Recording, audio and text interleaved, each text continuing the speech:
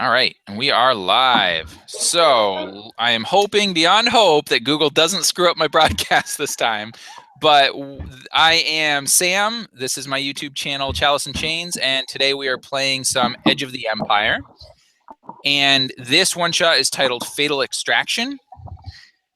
And the premise basically is that the PCs or the heroes are here to extract a defector, an imperial defector from a Star Destroyer.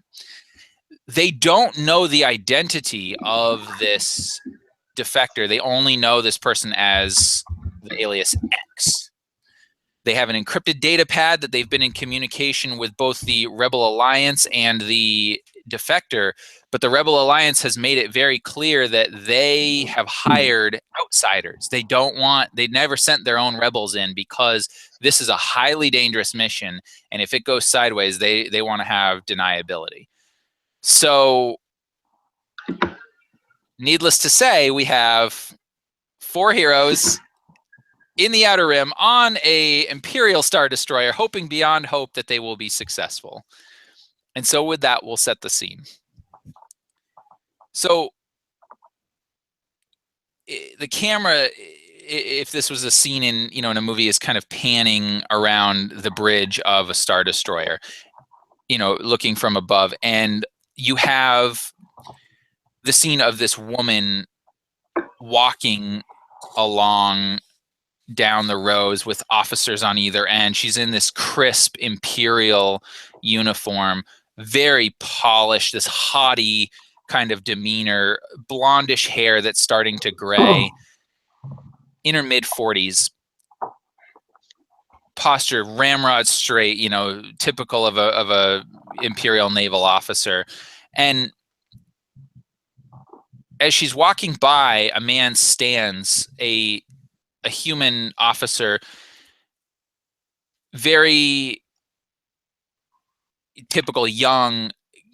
He's got the insignia of a ensign on his on his lapel there, and he stands up and he says, Captain Shaw, we're getting a communication. You need to see this." And she comes over and she looks at him and she's like, "What is it, ensign? Put up the transmission."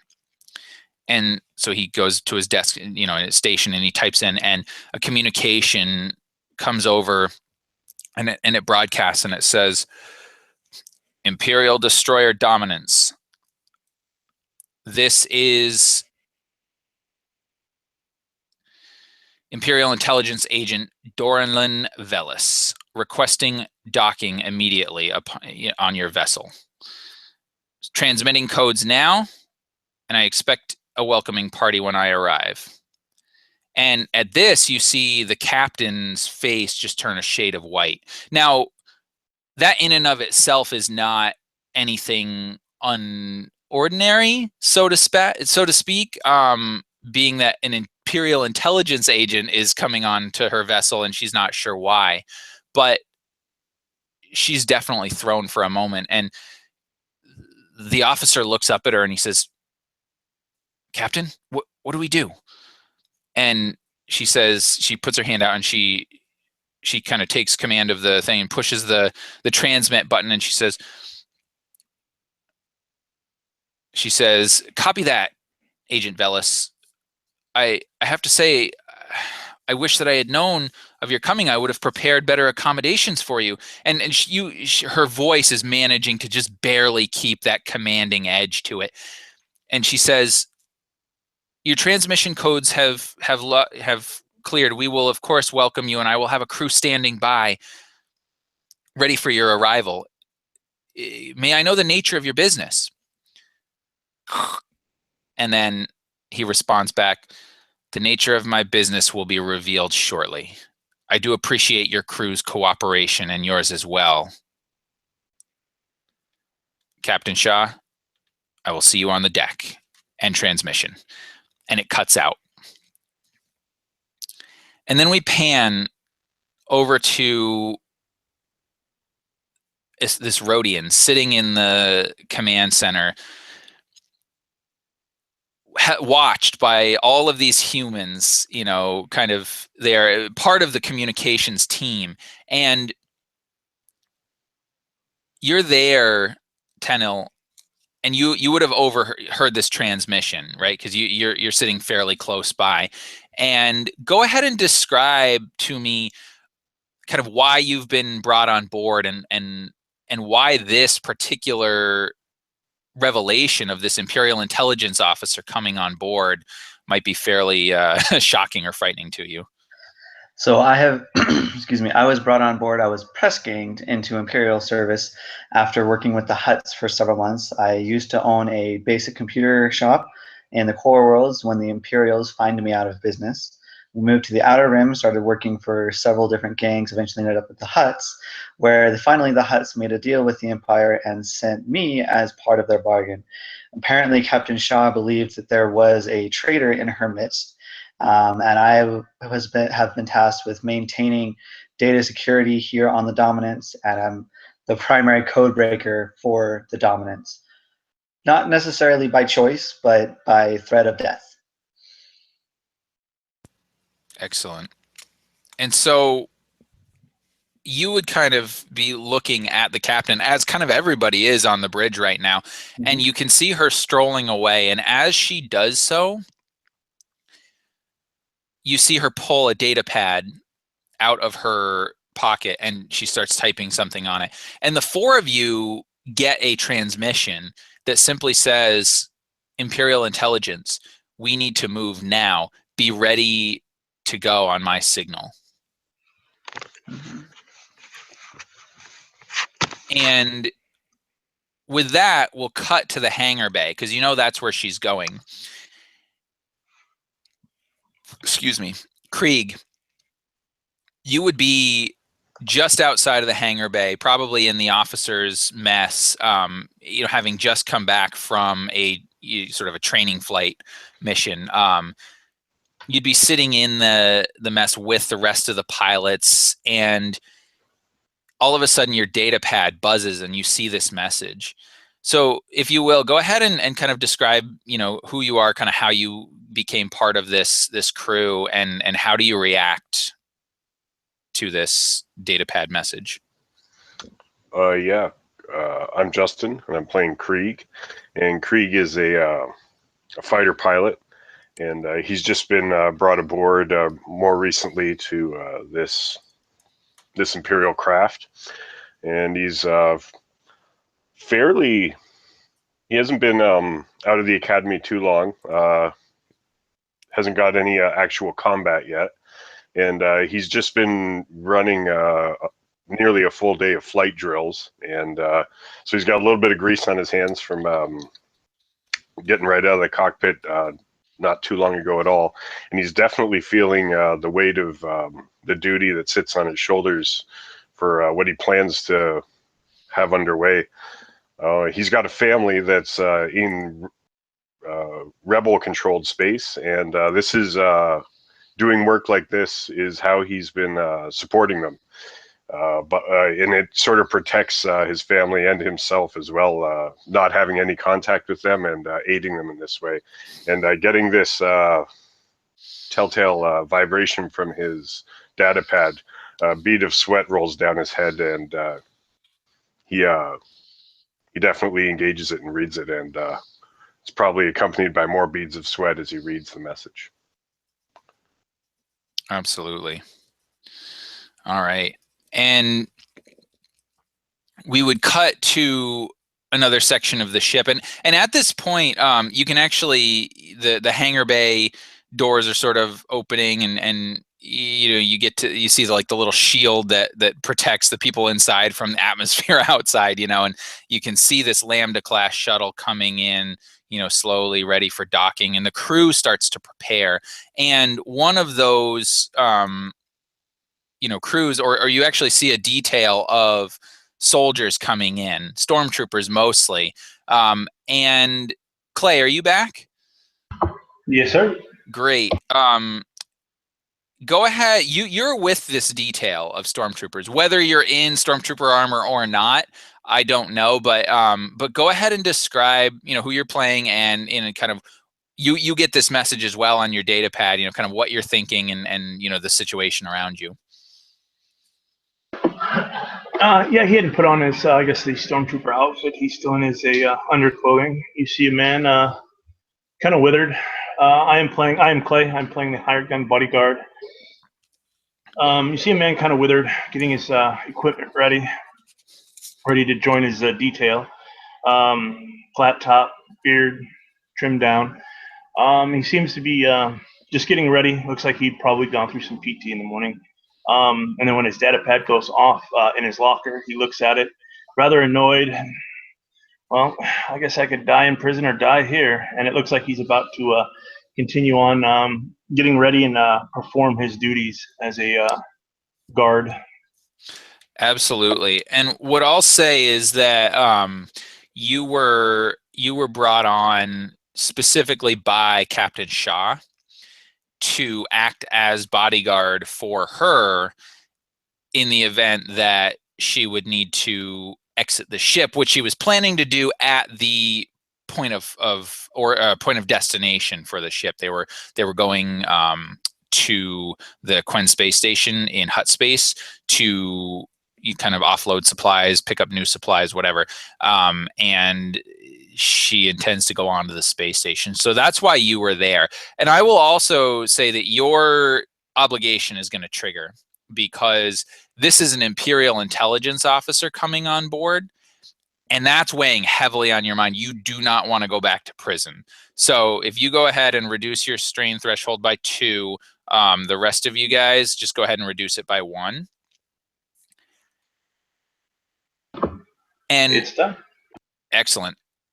And at this point, as you've kind of come in, you see Shaw, Carolina Shaw is her name, walk in again, in that same demeanor, but you can tell she's definitely nervous. You can see it in her eyes and on her face.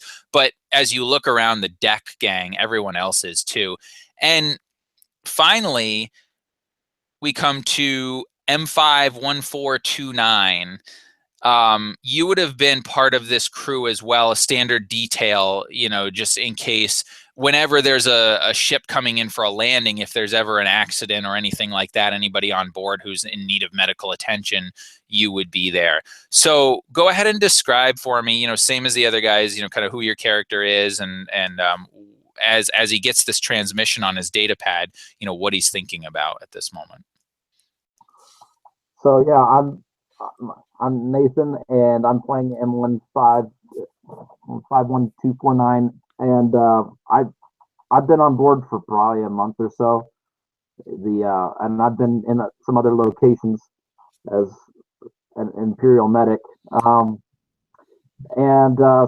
I joined the emergency response team that's on standby for any shuttles coming in. And I was in the process of checking over supplies and equipment and stuff when the transmission came over, and I'm like, for one, he's a little mystified by this as to why he's actually got this, but he doesn't want to reveal it to anybody, so he's like, okay, let me take a look at it. He puts it away. He's like, okay, I don't know where that came from or anything, but he's like, he's not looking at anybody directly. He's just kind of like, okay, I'm doing my thing. But we just hope nothing goes down here. Yeah. And so as you see this, the Lambda shuttle comes in and slowly touches down and docks, and you hear the, of the repulsor lifts kind of turning off or whatever as it finally docks, and the little clank as it hits the plating of the Star Destroyer, and the ramp comes down, and you see this man walk out in this crisp black Imperial intelligence uniform, and this is a younger man, much younger actually than the captain of this Star Destroyer, and he looks, he's sort of typical of an Imperial officer, right? He's got that gaunt face. He's got, the dark hair, but he's young, and he's got this smile on his face. And you see he's kind of rummaging in his pocket. And as soon as he gets out onto the deck, he pulls out this cigarette and a lighter and he just lights it and he starts smoking it. Which anybody who's been on the Star Destroyer would know this is a huge breach of protocol. You don't smoke on a ship, and you especially don't smoke if you are without having asked permission first. And you can see that Captain Shaw winces at this, right, at the breach of protocol, but she's not going to say anything. And he walks up to her and he gets this big smile on his face and he says, "Captain Shaw, I presume," and he holds out his hand to shake it. And she looks up at him and kind of hesitates for a minute and then shakes his hand and says, "Agent Velis, to what do I owe the pleasure?" And he says, yes, I do apologize for the short notice. I would have, of course, sent word ahead, except that the nature of my business is, well, it made that impossible. He's like, "Look, I'm going to need your cooperation here. We've received some disturbing intelligence from someone on this ship has been in communication with the Rebel Alliance.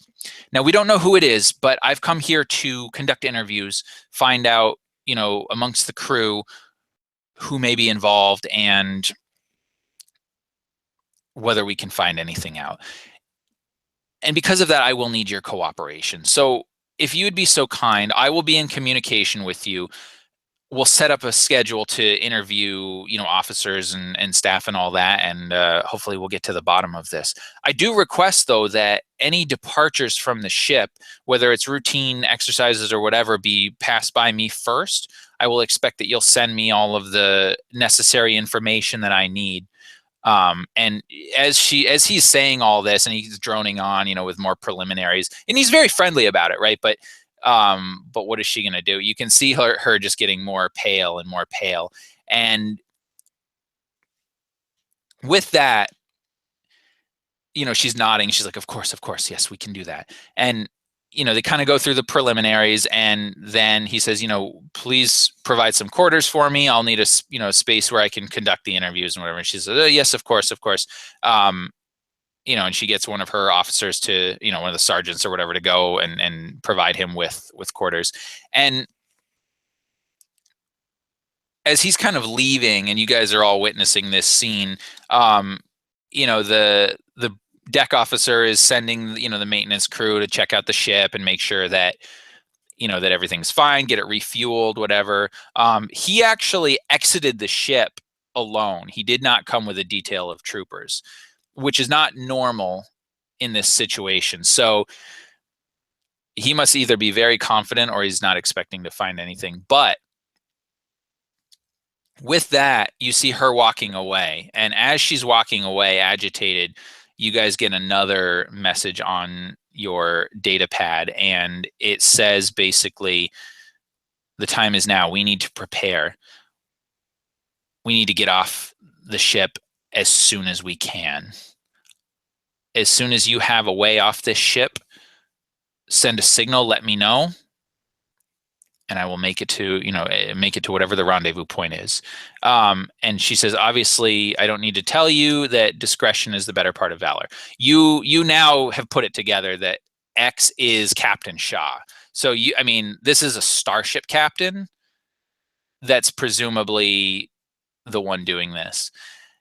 So as she's leaving, Davin, she looks to you and she snaps her fingers and, it's like, "Come with me," right? Because you're her bodyguard. So I assume you go with her. And as you do that, she looks to you and she says, "Listen, I'm not sure what Agent Velis is doing or what he expects to find here, but I don't suspect that this will go well. Imperial intelligence is known for rather unorthodox methods. I would say be prepared to make a quick retreat, okay? Do whatever you need to do. Work with your compatriots here and make sure that you can get us out of here. I suspect that, well, I will leave the details up to you, but if you need anything, you can, of course, reach out to me, but it needs to be discreet, okay?"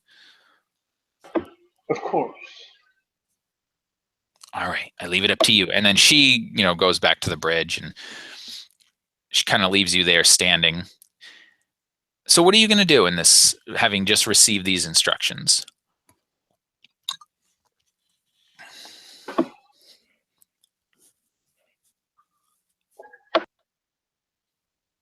Am I aware of the others that are a part of this group?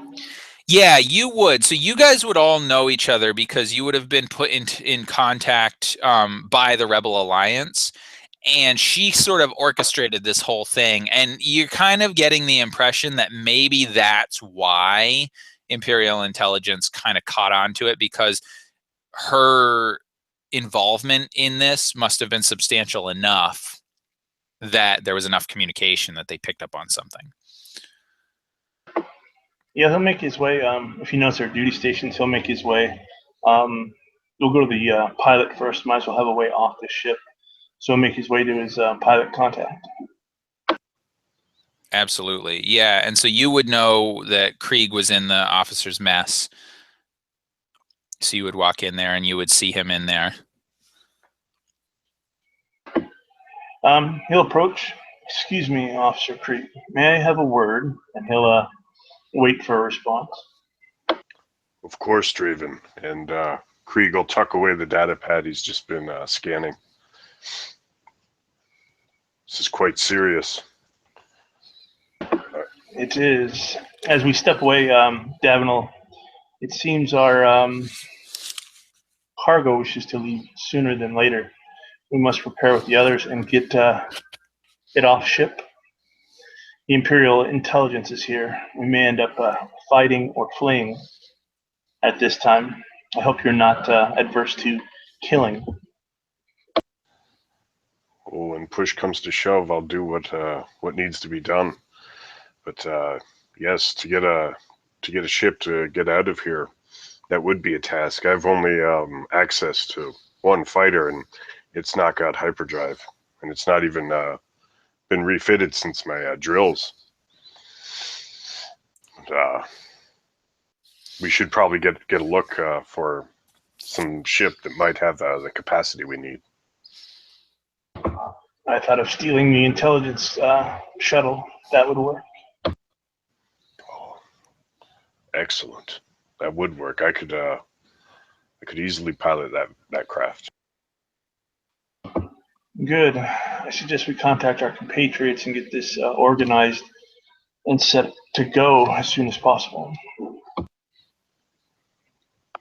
I agree. And Krieg he'll take his helmet from the table and affix it to his belt and tuck away the data pad as he's prepared to go probably make contact with our medic and our Imperial info agent. Yeah, absolutely. Now, it's more likely, you especially, Krieg, knowing Imperial protocol,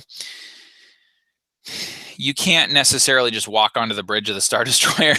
Davin probably could, because he's the bodyguard, but you know, so you're probably better off going to the medic, who's right in the hangar bay, if necessary. But I will leave that up to you. Yeah, that sounds like a good split to me. If Draven went off to do such, I would definitely meet up with the medic and keep an eye out for what might be going on with this craft that the intel brought aboard. Yeah, absolutely. And so as you guys are making your way back, from the officer's mess, to this particular hangar bay where the intelligence officer shuttle has docked, you see the maintenance crews basically swarmed all over it, right? And they're doing their normal thing, right? They're checking the avionics systems, they're refueling, they're making sure that, any damage or anything would have been repaired. And that the chief officer, the tech officer that is in, kind of responsible for the deck gang, her name is Dorala Tran, and she's this sort of bulky, very typical of this tech person, very bulky, scarred, has these tattoos. Her crew loves her. She's gruff, but she's really fair. She's known to be fair. The pilots get along with her. They like her because she does a damn good job of keeping, of fixing up their ships. But she also gets pretty mad at them when they wreck them. So there's a little bit of a weird, relationship there. I almost imagine it would be, kind of a Chief Tyrrell from Battlestar Galactica a little bit. But cool. Yeah, so her crew is kind of swarming over that ship right now. And if I'm in her presence, I guess I'd probably say, did you catch the nerve of that guy breaking protocol, smoking right in the hangar? There's jet fuel here, fighter fuel. Yeah, and she kind of looks up to you, and she kind of gives you just like a half salute, right?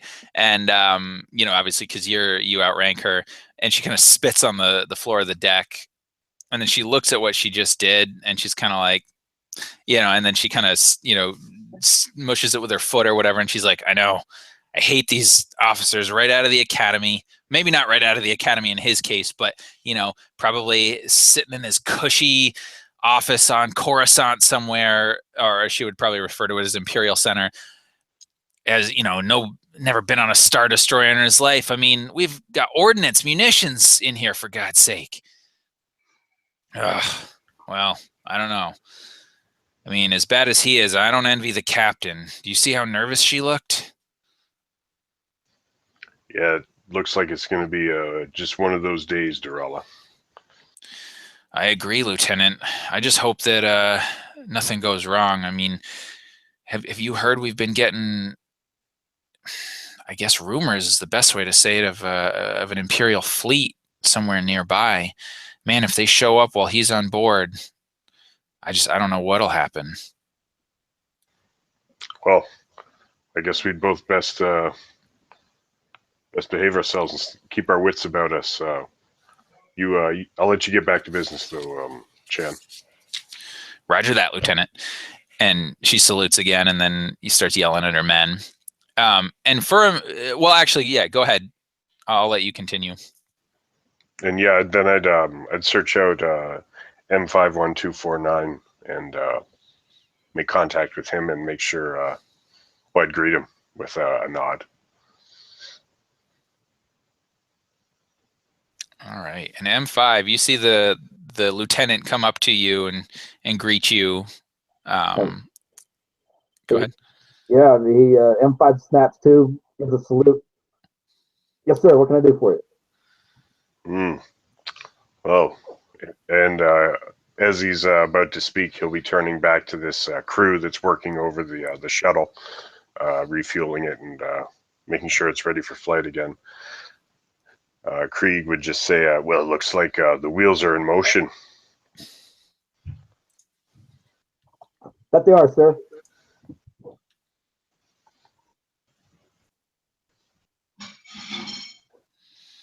And if your information matches mine, it looks like we'll be mobile sooner rather than later. M5 does look over both shoulders. Roger that.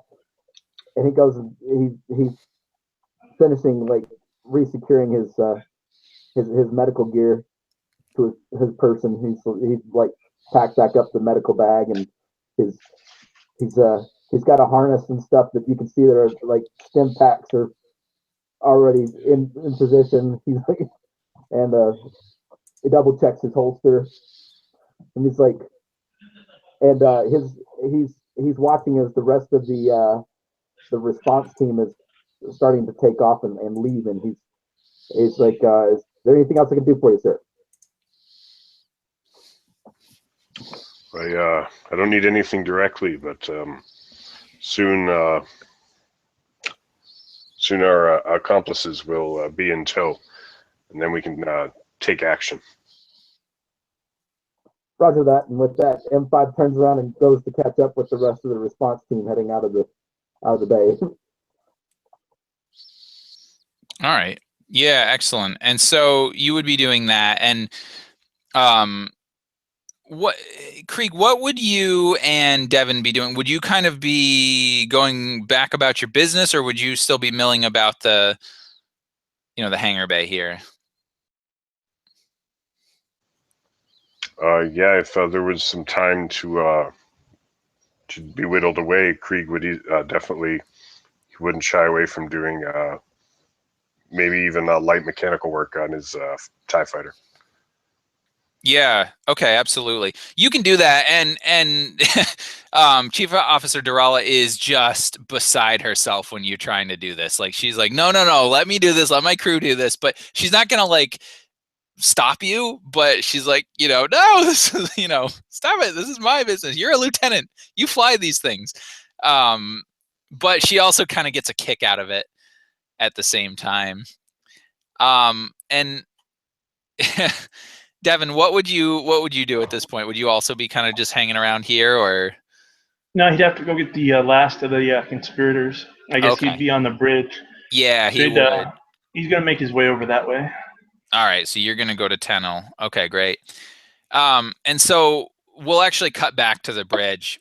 Tennel, you're sitting at your station, right, with the obnoxious lieutenant sitting there watching your every move. He's actually not like trained on you like a hawk, though, because you've been on here for a month, right? You're competent. He knows you can do a good job. You follow orders. He actually seems rather bored and annoyed at the fact that he has to be here, but. Mhm.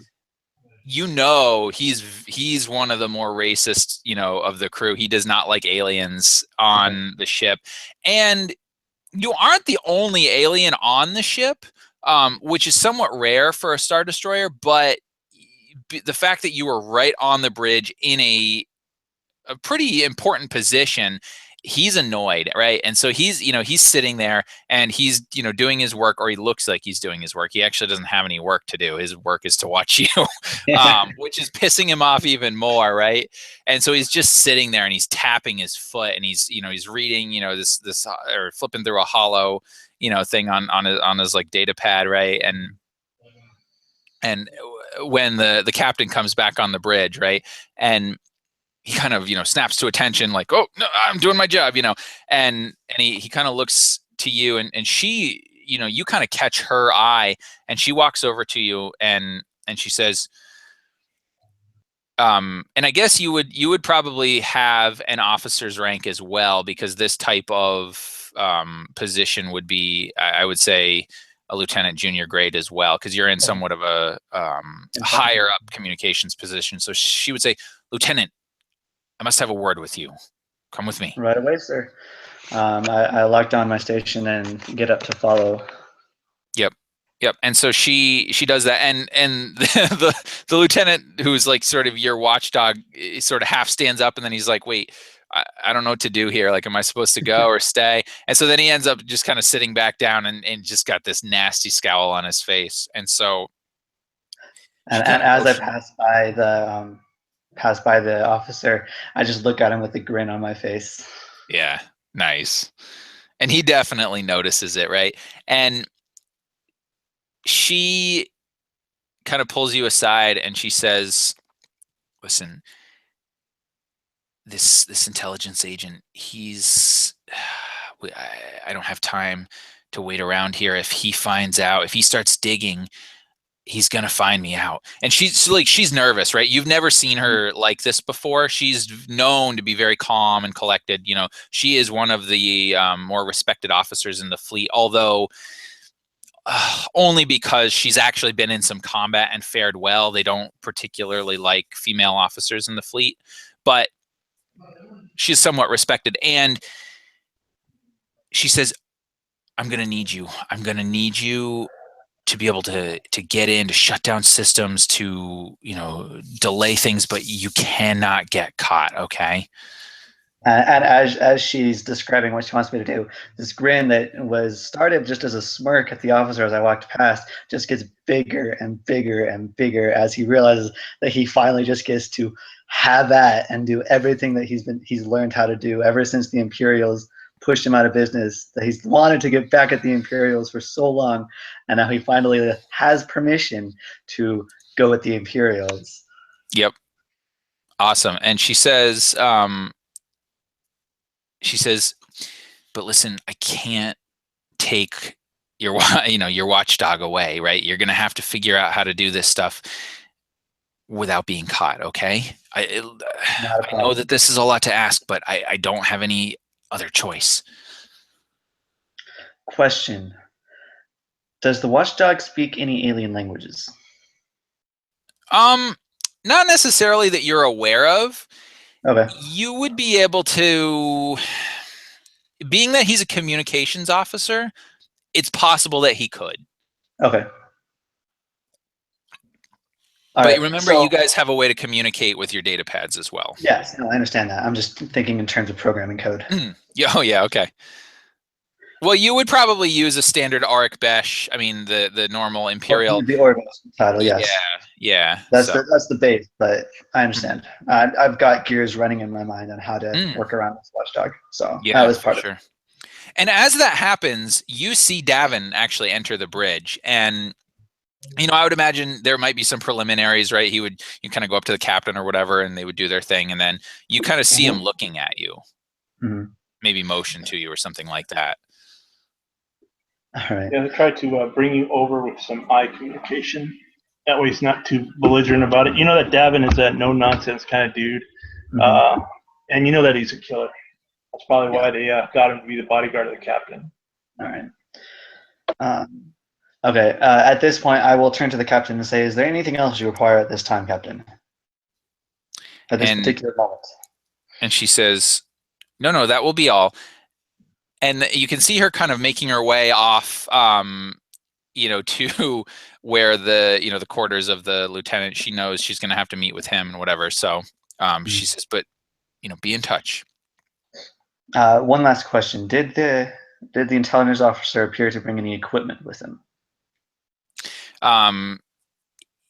Just from what you've seen and what she says, I don't know, probably, but it could be on his ship. He didn't bring anything from the hangar bay. Okay. That I could see. All right. That could or might not make my job that much easier. Yeah. Very good. You would know. He would have a data pad and a comm link and whatever. But apart from that, for his primary work, he'd be using our internal systems, which I have access to. That's why I'm asking. Most likely, yeah. Yeah. Very good. If that is all, I believe your bodyguard has need of my services. Yes, very well. And I'll turn and move over to Davin. Davin will look you over, give you a smirk. The timetable has been pushed forward. We're going to need those shortcuts, doors opened, and access, or orders to gain access. I think we're going to commandeer our intelligence transportation. He'll whisper as slow as he can.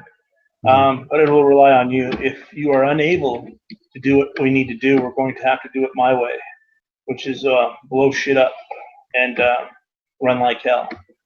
But I'd rather do it quietly if possible. Quiet leaves no tracks. Explosions draws troopers. Correct. I'll do my best. Let's all try to meet up. An imperial system that I can't hack, but this will be an adventure with my watchdog. I look forward to the challenge. Good. Let's all meet at the mess for. I guess it's during the daytime now. Evening mess, and get it squared away, or at least communicate through our data pads. If you need me, I'll be around. All right. Do not look for me at mess, but I will send you a message by then. Sounds good. And he'll he'll go back to the captain, give his salute, and he'll step away unless she needs something. He'll go back to the armory. It's where he's heading now for his ending time. He'll see if he can secure some extra weapons, extra stuff for this getaway. Yeah, definitely. Okay. Excellent. So you do that, and so we will stick with 10L for right now. So what is your plan? What are you going to do first? So for now, I'm going to monitor, knowing which room he was put in, I'm going to monitor the computer panel that's based in that room and see if I can find the schedule that he is going to be designing to interrogate the crew, and modify that to put the most imperial, the most idiotic officers on ship, with my watchdog being top of the list, to try and just put interference into his run so that he can be just tied up in the bureaucratic red tape of the ship effectively. Okay. Yeah. So what I'll say is, and I assume you're going to want to do that in a, you know, in a way that you're not going to, it's not going to be obvious. Yes. Okay. So to do that, My that's idea gonna, was he was designing the schedule, and then I'm going to modify the schedule after he designed it, just to change the names of who's coming when. yeah, for sure. Absolutely. That's fine. So, you know, normally it would be fairly routine to go in and access that information, but because you're trying to do it fairly stealthily, I'm going to say that that's a hard check, right? So you're Okay. going to have to roll. So you're going to have to make a computers check for me, Okay. against 3 purple. And, I'm going to also impose 1 setback dice, because you know that, man, like this is the first thing you're doing, and if this goes wrong, that's going to be bad news. Yeah. So yeah, so for this first check, it'll be 3 purple and 1 boost dice, and then obviously your computers as well. So if you want to roll that. Okay, so I have a intellect of 4, computers of 2. All right, so 2 green and 2 yellow. Okay. Do I put in the dice as well? Yep. You go ahead and do all the dice. Yep. So you'll put in the. So 3 purple and 1 red. Is that 3. correct? Nope. 3 purple and 1 black. 1 black. Okay. Yeah.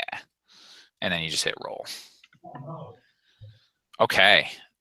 Excellent. So you succeeded. So yeah, you managed to kind of hack into the system, and you know, I would imagine like you're kind of doing your thing, and you managed to do it in a way that, you know, like the tech officer comes back and he's mad at you, but he doesn't necessarily, you know, he knows you're busy and you were talking to the captain, so he assumes that you're just like, you know, doing, you know, on orders or whatever. And then you managed to do this really quick, right? You're like, and you're like, okay, boom, move him up to the top of the list, you know, and that whole thing. And so you're in the system and you haven't been caught. At least you're fairly confident that you haven't been caught. And about 5 minutes later, you know, a transmission comes in over the intercom, you know, calling that officer, you know, to be interrogated. Yeah. And so he's like, what? You know, and he gets up and he starts walking away. And he kind of looks at you for a minute, not like suspicious or anything, but just like, oh shit, you know. He's gonna be left alone. Yep. And he's like, what's going on? This is crazy. So yeah, so you've managed to do that. You've managed to buy some time. You know, the captain, you notice though that when you were in there, the captain isn't necessarily on the interrogation list, but she's listed as one of the people involved. Yeah, so you get the impression she's probably in the room. Okay. And so for a minute, we're going to cut back to the other crew. So we're going to cut back to, I'm just going to refer you to as M5. So the medic.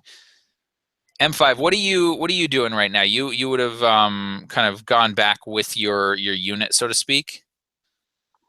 Yeah, I would have been following behind with my unit. More kind of just observing where things are.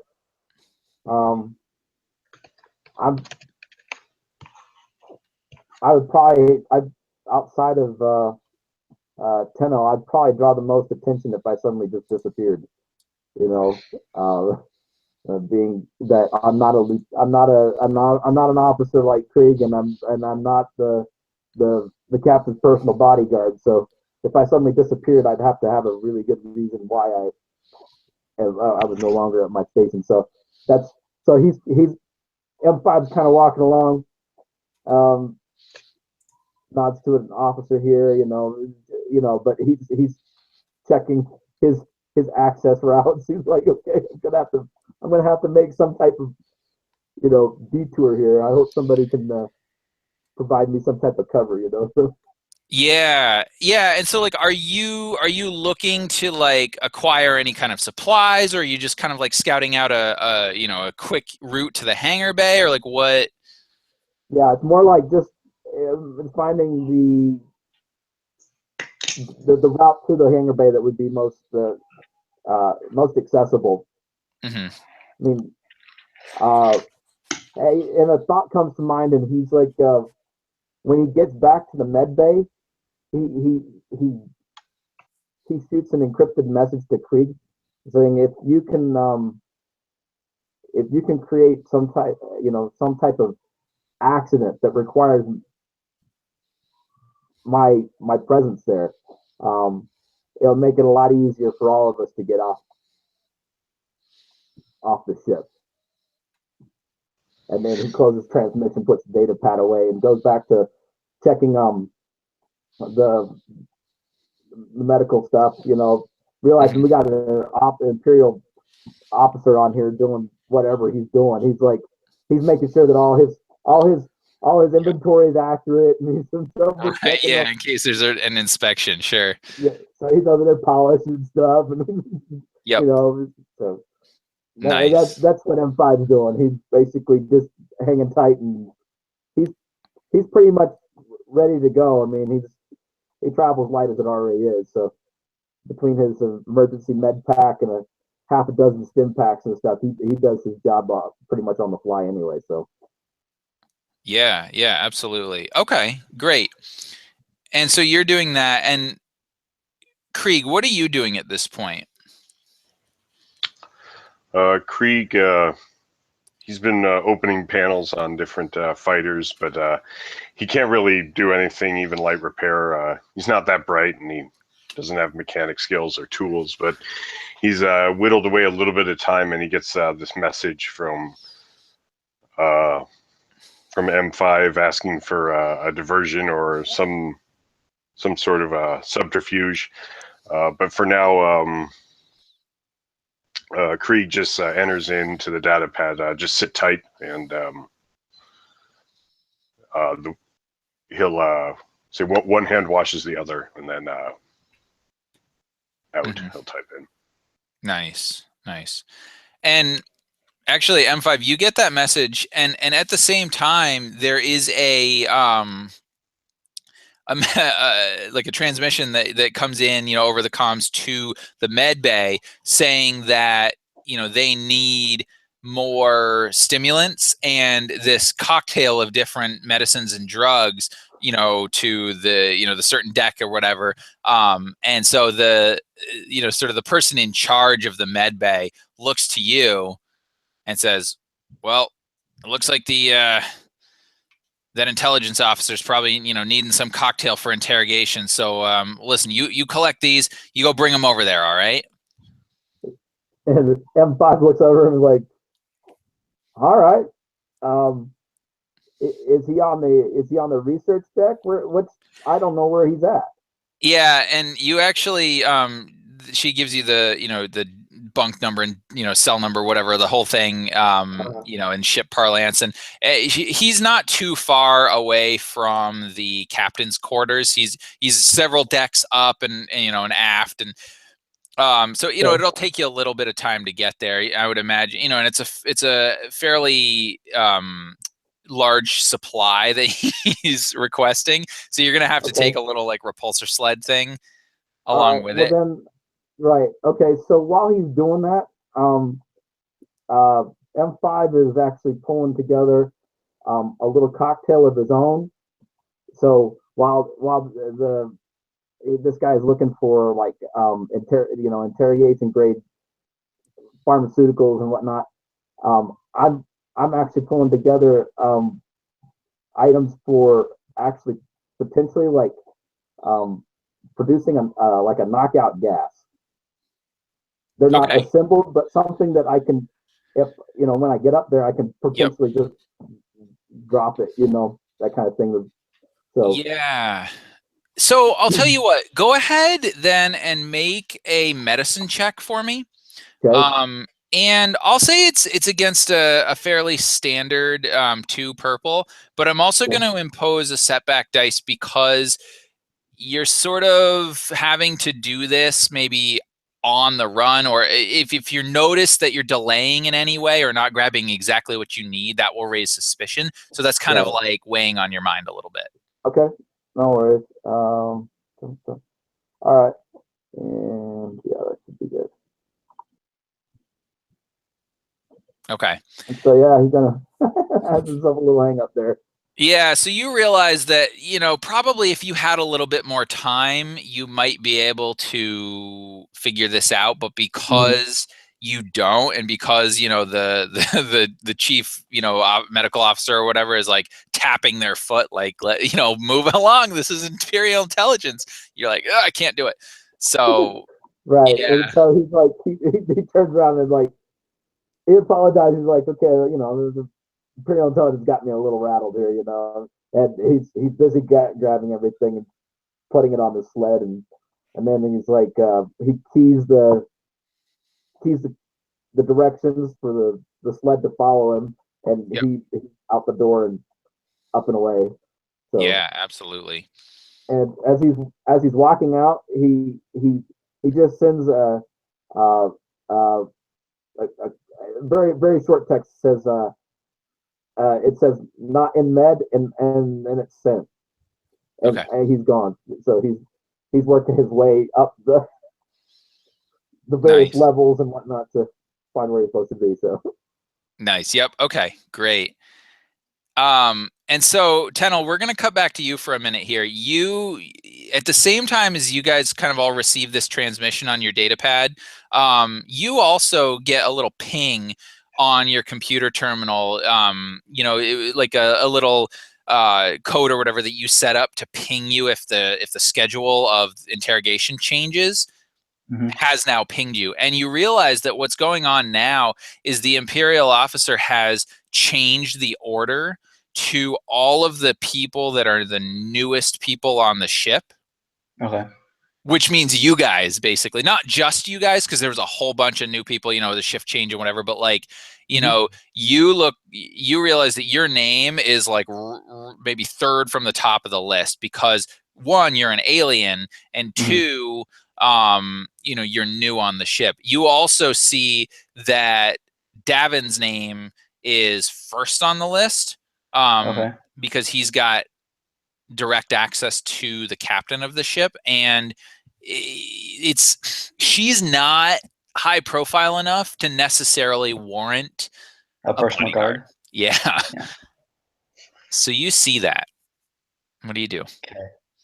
At this point, I will send out a message, an encoded message to first the captain, and then So Davin was first. I was third. Did Krieg and M5 appear on this new list? They're below you, yeah. But you would think it would be a matter of maybe an hour or two before you guys are all, interrogated, and that won't be good. Yeah. Okay, that's fine. So I will send out a message informing Davin to ready himself mentally for interrogation. There's nothing I can do about that, but I will push M5 and Krieg further down the list since I still have access to the list to give them a bit more time. I'll move myself. No, leave myself at third. Don't affect the first few, but then start a security algorithm to basically transfer full security control into my data breaker so that I can change things on the run as well as outside of, as well as specifically at my station. Does that make sense? Yeah. So, okay. So yeah, you can do that. This is going to be pretty damn hard because there's two things that are going on here, right? One, he actively changed the list, right? As far as you know. So he's got an idea of who he wants on the list. So that in and of itself would be pretty hard. But the fact that you are also, so you're changing that, and you're trying to basically set up get remote access, security access. Yeah, I'm gonna say that that's gonna be that's gonna be really hard. That's gonna be 2 purple, and 2 red. I'm not going to do a setback die for that. So, yeah, but it's still a computer's check. Yeah, though one of my talents I'm pretty sure would apply to this. It's the bypass security skill. Reduces difficulty of one of the skills as soon as I find it. Made to disable a security device or open a locked door. So, in this case, I don't know. I don't know that that necessarily applies because you're not necessarily trying to bypass security as much as you're trying to hide your tracks, right? True. Okay. Yeah, I would think like if you have a locked door in front of you and you're slicing it, that would apply. I mean, does that make sense, you think? Yeah, I understand. It's still getting used to the system. Yeah, no, for sure. No, and that's good that you brought that up. I mean, definitely, you know, I think a lot of it is kind of where it makes sense in the fiction. So yeah. Okay. So I will make this roll. Oh boy. All right. So 2 failures, but 2 advantages. Okay.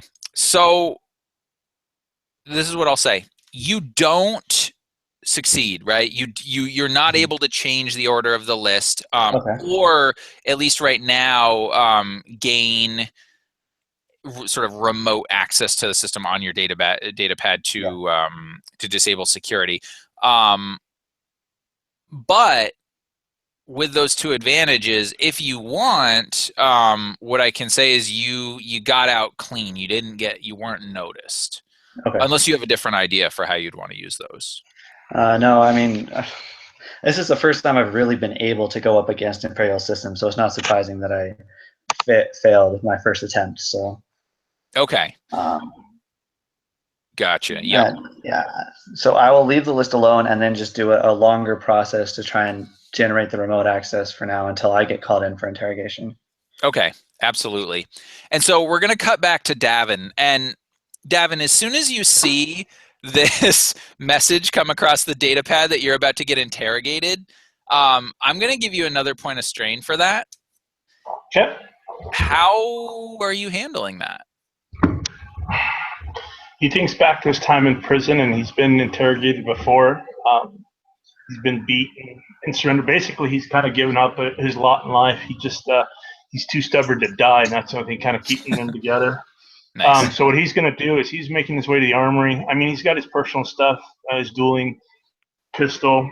He's got all his grenades and stuff in his wall locker, but he's going to go back and get his combat knife. And he's going to slice his thumb a few times just to make sure that when he gets interrogated, he can use that to call pain in case they're going to ask him questions and kind of look at his reaction. He'll have the same reaction, a painful one. When is he due? Is he due now? Does he need to report in? He doesn't want to not report in if he's scheduled to go now.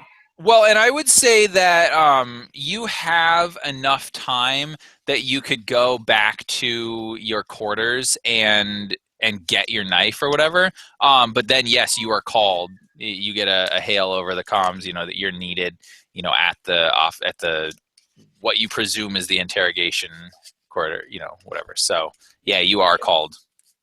He'll clean up. He'll be in his nice uniform. He'll be prepped. Make sure he's ready to go. Looks nice. And he'll approach. Basically, he'll just get his knife, and he'll also get a coin, I guess, or a chip just to twirl. And he'll put that away in his pocket. And he'll approach the room that he's requested to be at. Yeah, and you take probably about 5 steps. 5 steps out, towards that direction, and and 2 stormtroopers basically flank you as escort. Right, they're bringing you there, and as you're doing that, they're like, Davin, turn over your weapons to us right now. You're not going to need those in there. He'll smile that lazy smile, like a cat that's just been fed. Of course, I wouldn't want to scare anyone within, and he'll turn over his weapons. Okay, great. And as you say that, you see like sort of the one stormtrooper just kind of look to the other stormtrooper, and they look back, and then it takes possession of your weapons, and all right, move along. In that just cold, calculated, like soulless way that stormtroopers do. And you make it to the room, and you see two guards outside, right? And obviously you're not able to see any emotion or anything, because they're in their full armor, but the door opens and you see you see Captain Shaw sitting in there, right? And she's looking just really nervous, and you see this deck officer just like unconscious basically, and two medical techs are kind of moving him out of this sort of interrogation chair, and you see all I mean, you've seen interrogation before, so it's the typical setup, right? The worry here is that the guy performing the interrogation presumably is pretty good. But as you enter the room, he stands up and he kind of looks at his data pad for a minute, and then he looks at you and he says, "Are you Davin Rain?" Yes.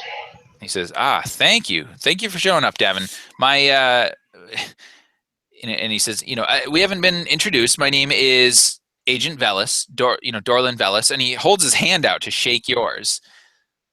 He'll shake it in a firm, not crushing, but almost a borderline crushing shake. Excellent. And he says, "So, again, thank you for showing up. I just have a few questions I need to ask you. Please have a seat." We'll sit down. And he seems all jovial and whatever, and he'll sit in his seat, right? And then he'll kind of lean back a little bit, and he he pulls out the cigarette again and he lights it. And again, just not asking the captain's permission, and you would catch kind of out of the corner of your eye this little like sort of grunt or whatever, like despite everything that's going on, she's still pissed at this breach of protocol. And he looks to you and he says, "So I'm here because somebody on this crew has been in contact with the Rebel Alliance. They have been sending encrypted communications, and we only became aware of it within the last few days, but as you might imagine, this is quite concerning to the Imperial High Command, so I've been sent here to figure out what's going on." Now, I don't suspect that you had anything to do with this necessarily, but as you would imagine, being that you're new on the crew and everything, if you could explain to me how you got this assignment, and if you would be able to turn over any electronic data pads, anything that you might have that we could check for communication, stuff like that. He kind of smiles a little bit. Does this guy outrank the captain? Well, yes. He. You mean the intelligence officer? Yeah. Yeah, intelligence will always outrank an Imperial Star Destroyer captain. Not necessarily a Moff, but yeah. He'll turn. I was given orders, told to be somewhere. I was there and transported here. As far as any written orders or generated orders, you'd have to speak with command. I don't carry any at this current time. He says, "Oh, no, of course. I wouldn't expect that, but I just wanted to understand the nature of, of your relationship here with the captain. I mean, she filled me in on the situation, but, I'm sure you could imagine, right? Someone of her station doesn't necessarily need a bodyguard. So, I was just trying to get your take on it. That's all." My take is, and he kind of looks at him, that lazy cat smile that ate the canary. I follow orders, I do as I'm told, and I don't exceed that. If I exceed that, then I'm in violation of what my job is. If I'm told to go west, I go west. If I'm told to stay here, I stay here. Right now I'm told to watch her. Mm-hmm. When I'm told not to watch her, I'll move on. And he kind of rubs underneath the table, he's rubbing his finger just to get a little blood to feel that pain so he doesn't growl at himself a little bit. Sure. And he says, "Well, it sounds like you are an exceptional specimen of someone of your occupation. I mean, I wouldn't expect anything less. So congratulations. But I guess I'm more interested in, where were you before this? I mean, why you in particular? The captain never really illuminated me on that. Why me? And he's about to talk. He remembers protocol. Takes a little breath. I do not know why I was chosen.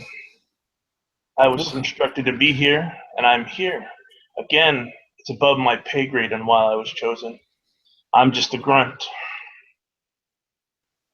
Indeed. He kind of looks at him again. Yep. And he says, well, even a grunt would have an employer. I would expect that you probably have all of your credentials, on some sort of data chip or data pad. I suspect there's probably not much more that we need here. If you just turn that over, I'll make sure to check everything, and we'll follow up if we need anything. And you can tell, I mean, he's trying to be really polite and whatever, which, from what you've heard, the reputation of Imperial intelligence, they're not polite. Of course, sir. I'll gather that information for you and report back shortly. I say, no. There's no need for that. Our scanners picked up, an electronic data pad on your person as you came in. I just simply need you to hand that over, and that should do it. That should suffice. Okay. He'll reach in, I guess, slowly, because he doesn't want to act like he's doing anything, and he's going to break it. As he brings it up, he'll kind of rub it into his butt. He's kind of trying to pull it out of his pocket, and he'll turn it over. It's broken. You break the data pad? Yeah, it's in his pocket, so he's kind of, he snaps it when it's in his pocket, and he's bringing it up. I'm sorry, sir. It seems to I've sat on it. But here you go. Your tech should be able to fix it. Yeah. And he pauses for a minute, and he doesn't say anything. And you can just see a cold fury in his eyes. He knows exactly what you did. And he kind of looks at you and he says, very curious. Well, very well. Yeah, I'll take that. I'm sure, our techs will be on that anytime now. Listen, do me a favor. It's probably best, just for now, if you are confined to your quarters. I don't want there to be any inconvenience, and certainly you have a job to do, but I will guarantee you that the captain will be safe as long as I'm here. I just may need to recall you, and it'll be easier if I know where you are. Oh, okay? Sir, we're on a ship. How am I getting off a ship? Now, Devin is a little pissed off. His anger's got to him a little bit, and he's very disciplined. I have a job to do. Unless I am under arrest, I believe section so-and-so of section so-and-so says I am to remain at my duty station. If you do not wish me to guard the captain, I will not guard her. But I have drill. I have other assignments. All right. Man. And unless you've taken this ship over from the captain, she is still in charge of the ship, sir. And I have duties to obtain. And now he stands up, if that is all. Now he's acting like he's insulted, even though this is an officer. He's still trying to rein it in. Yeah. And you actually see this kind of amused look on his face. And actually, I mean, so you're basically quoting Imperial protocol to this guy. I think I'm going to need you to make a roll for that one. Okay. So, all right, let me see. So you're kind of angry. So cool's not necessarily going to make sense in this case. I'm going to say you could use a knowledge skill if you have one. You could use potentially knowledge core worlds, or if you have like a knowledge warfare or anything like that. Or I would say you could probably make I'm going to say a coercion check, because in a way it seems like you are trying to sort of coerce them here. So whatever you think makes sense. And in this case, let's see, what's the difficulty?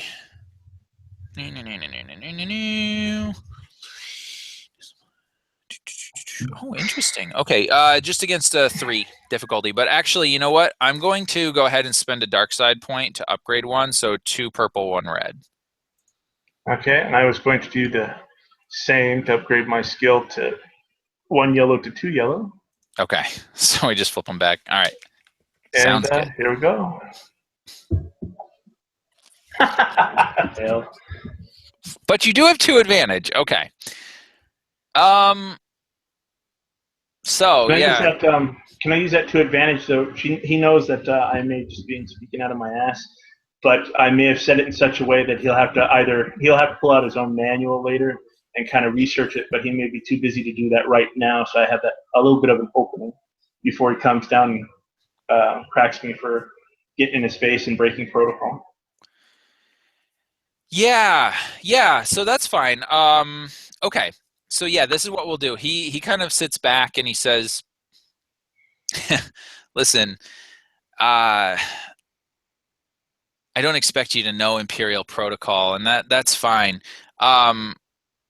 Curious that you mentioned getting off the ship. I wouldn't expect you to get off the ship. The captain's here. But listen, everybody knows." For the first time, you can see this ruthlessness coming out. Imperial intelligence outranks a ship captain any day. So yes, you will follow my orders. You will be confined to quarters until you're called for. Understood? Yes, sir. He'll snap to, and then he'll walk out. He's already arrested, so he'll walk out. Yeah, but so he didn't arrest you. And you are escorted back to your quarters, but they're not aggressive necessarily about it. You've been, a fairly model crew member at this point. But you don't have your data pad anymore. They do return your weapons to you actually as you enter, and one of the officers is like, "Listen, I don't know what's going on here, but stormtroopers, I should say. But don't do anything funny, all right?" I'll behave. Pisses me off, this bureaucratical bullshit, and he'll go into his room, shut the door. Yep. Yeah, and you can see the stormtrooper sort of nodding as he kind of agrees with you. All right, but then they post outside your door. So cool. All right. So Krieg, I'm going to come back to you. What do you got going on at this point? Yeah, not. I suppose he's a little worried that Draven hasn't come back yet. It's been a little while, and he left to possibly come back with the posse. So, yeah, I think he'd still be keeping that shuttle in sight. And Okay. What is the status of it? Does it look like it's maybe been refueled? And Yeah. I would say at this point, the crew have done their work. There wasn't a whole lot to do. The shuttle's fine. They went in, they did their thing. It's been refueled.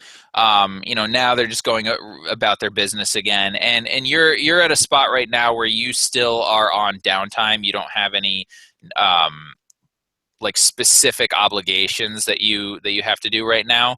So yeah, so that would be fine if you were just kind of hanging around. The deck crew might get annoyed if you're in the way, but if you're kind of staying out of the way, you'll be all right. I might periodically go back and forth from the mess area, and yeah, I was gonna say I might do some gambling, but I guess that would be highly irregular to be tossing chance cubes. So maybe just having the odd round in the officer's mess.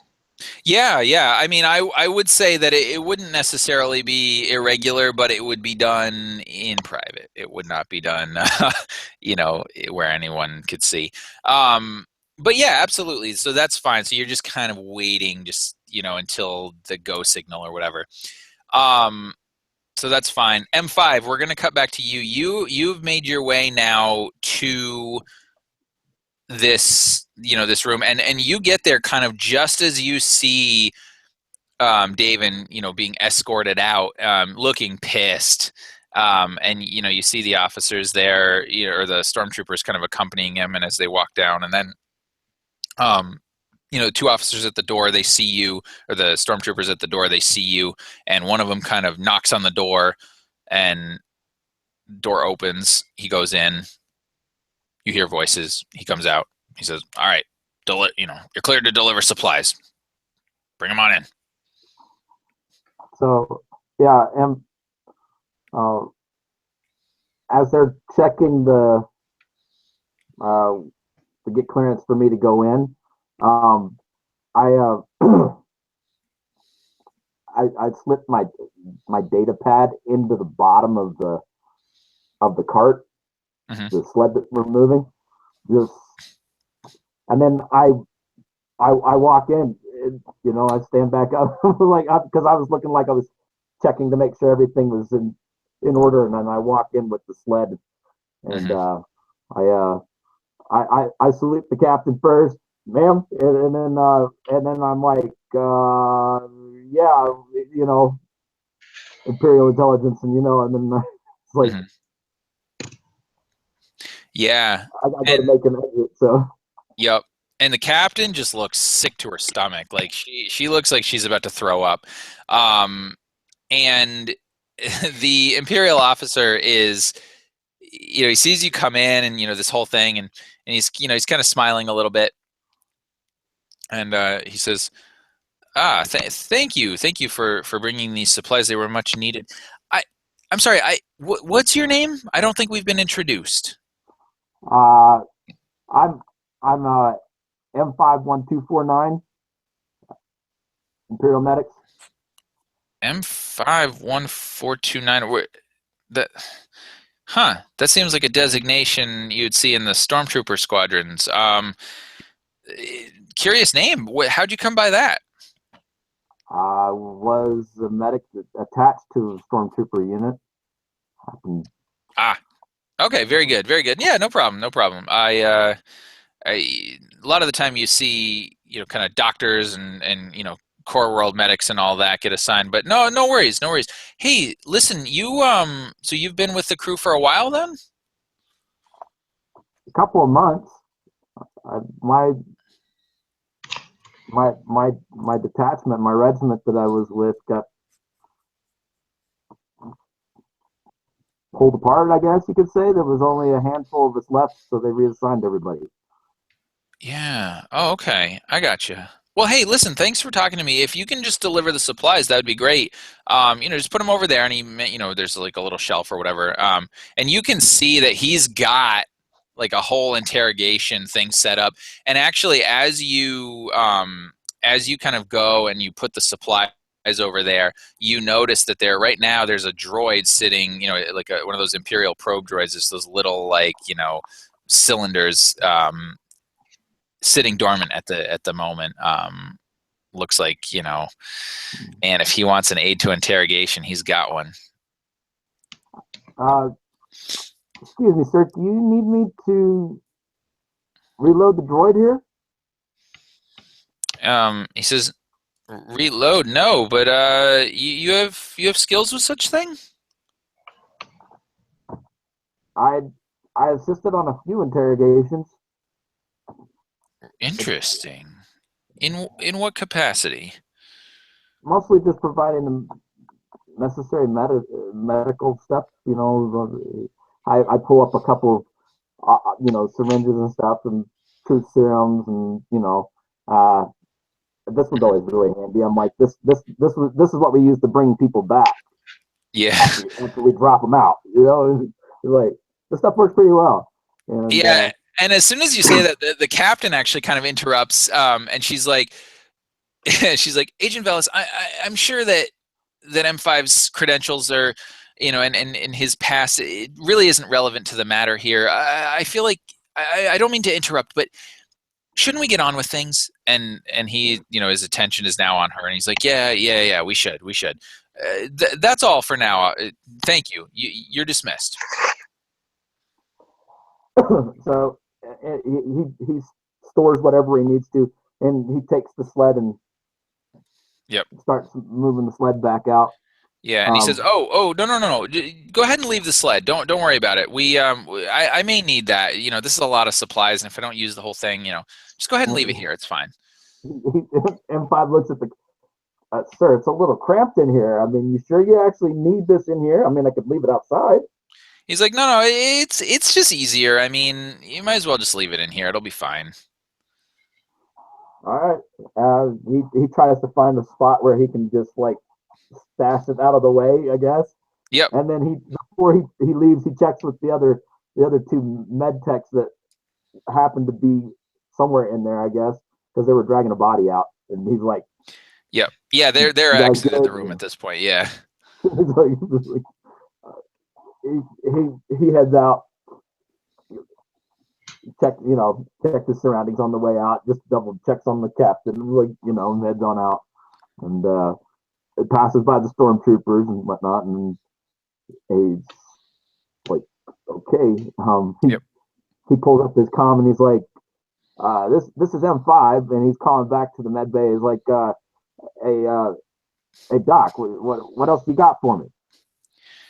And it's at that moment that as he has his comm link in hand, that he realizes, or that you realize, that you left your data pad in the room with that repulsor sled. He'd intentionally done that. He wasn't planning on holding on to it. He was like, so he's got a comm link for the med bay, and then the data pad's gone. So yeah, and so what I'm going to say is that does give you a little bit of concern. So I'm going to have you take a point of strain, because if he finds it, it's right there. And while it's encrypted, you don't know what's going to happen. Right. So before you get an answer from the doc, I'm actually going to cut back to Kennel, to the slicer. So at this point, Kennel, you realize that, well, and I think you haven't gotten a communication here. So you haven't gotten any communication, but you realize, based on the timing, that you're probably up here pretty soon for interrogation. Yeah. Okay. So this is my first direct interrogation, but I mean, I worked with the Huts, so it's not really my first gruesome encounter. So I mean, I just got to keep working and try and get through the security to be ready for when I'm done in this interrogation. Yeah. So what do you what's your plan then? What are you thinking that you're going to do? Suppose you go through the interrogation and the guy doesn't find anything, and you get out. What would be your plan then? At that point, I would be assuming I haven't developed the remote security access yet. I would need to finish that up and then start moving through the ship, trying to figure out which path would be the best for a rendezvous point for all of us, where it wouldn't be too conspicuous for us to all be gathering, and then making our way to a hangar that has a ship that could get launched without too much trouble. Okay. But actually, before that, I would be start writing a virus that would basically shut down the ship for 5 minutes to be activated when we're about to leave the hangar. Does that make sense? Yeah. Wow. Okay. So you basically want to write a computer virus. Okay. Absolutely. So normally that would take some time. Yeah. Yeah. So again, I'll have you make another computers check for me. What I'm going to do, I'm going to say this is going to be really tough, because the nature of the fact that, one, you're trying not to get caught, right? Two, you have to do it rather quickly.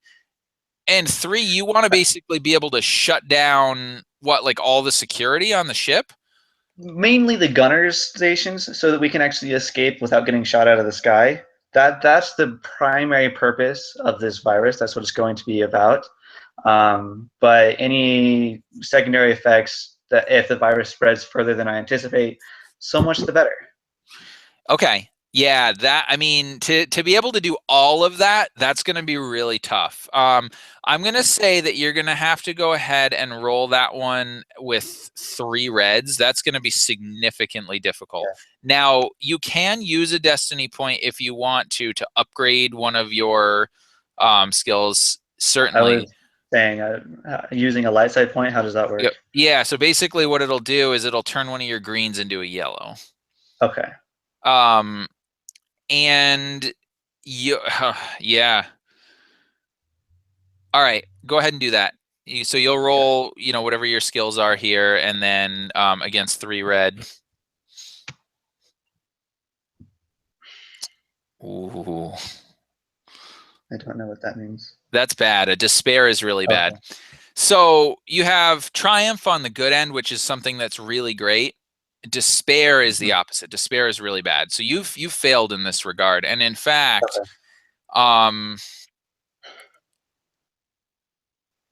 you know that you failed, and you know that the other people on the ship that are responsible for, you know, monitoring, whether it's computer programs and technicians that are you know, responsible for monitoring this, will have traced it back to you. So at this point, you realize that you basically have a matter of minutes before somebody's going to come over and start asking you, and you're next on the list to be interrogated by this guy. This is really, really bad for you. So 1, take a point of strain, because this is like weighing heavily on your mind, and yeah, you're gonna have to do something really fast. Okay.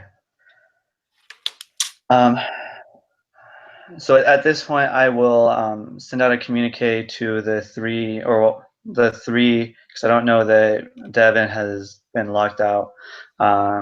Sayings is like, well, I effed up and we need to move very quickly. I'm currently on my way to interrogation and be ready to move at the slightest provocation. Okay. And before we cut, are you intending to go to interrogation?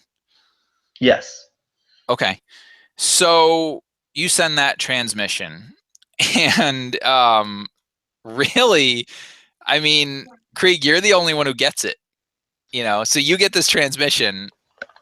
So yeah, Krieg will understand the urgency, but he's not going to let it change his behavior currently. He'll still be tossing darts alone in the officer's mess, but he will think to destroy the data pad now, but remaining on full alert in person, ready to make an exit when might be necessary. Okay, so you're gonna destroy your encrypted data pad? Yeah, and I would I'll tuck the remnants somewhere amidst the hangar, I guess. Maybe I'd even be invoking a skullduggery roll, because I want if it to be found to look like it's somebody else's. Okay. Yeah. All right, that's fine. So go ahead and make a skullduggery roll for me. I'm just gonna say it's against difficulty 2, but I am gonna impose 1 setback because that news is like, oh shit, you know. Okay.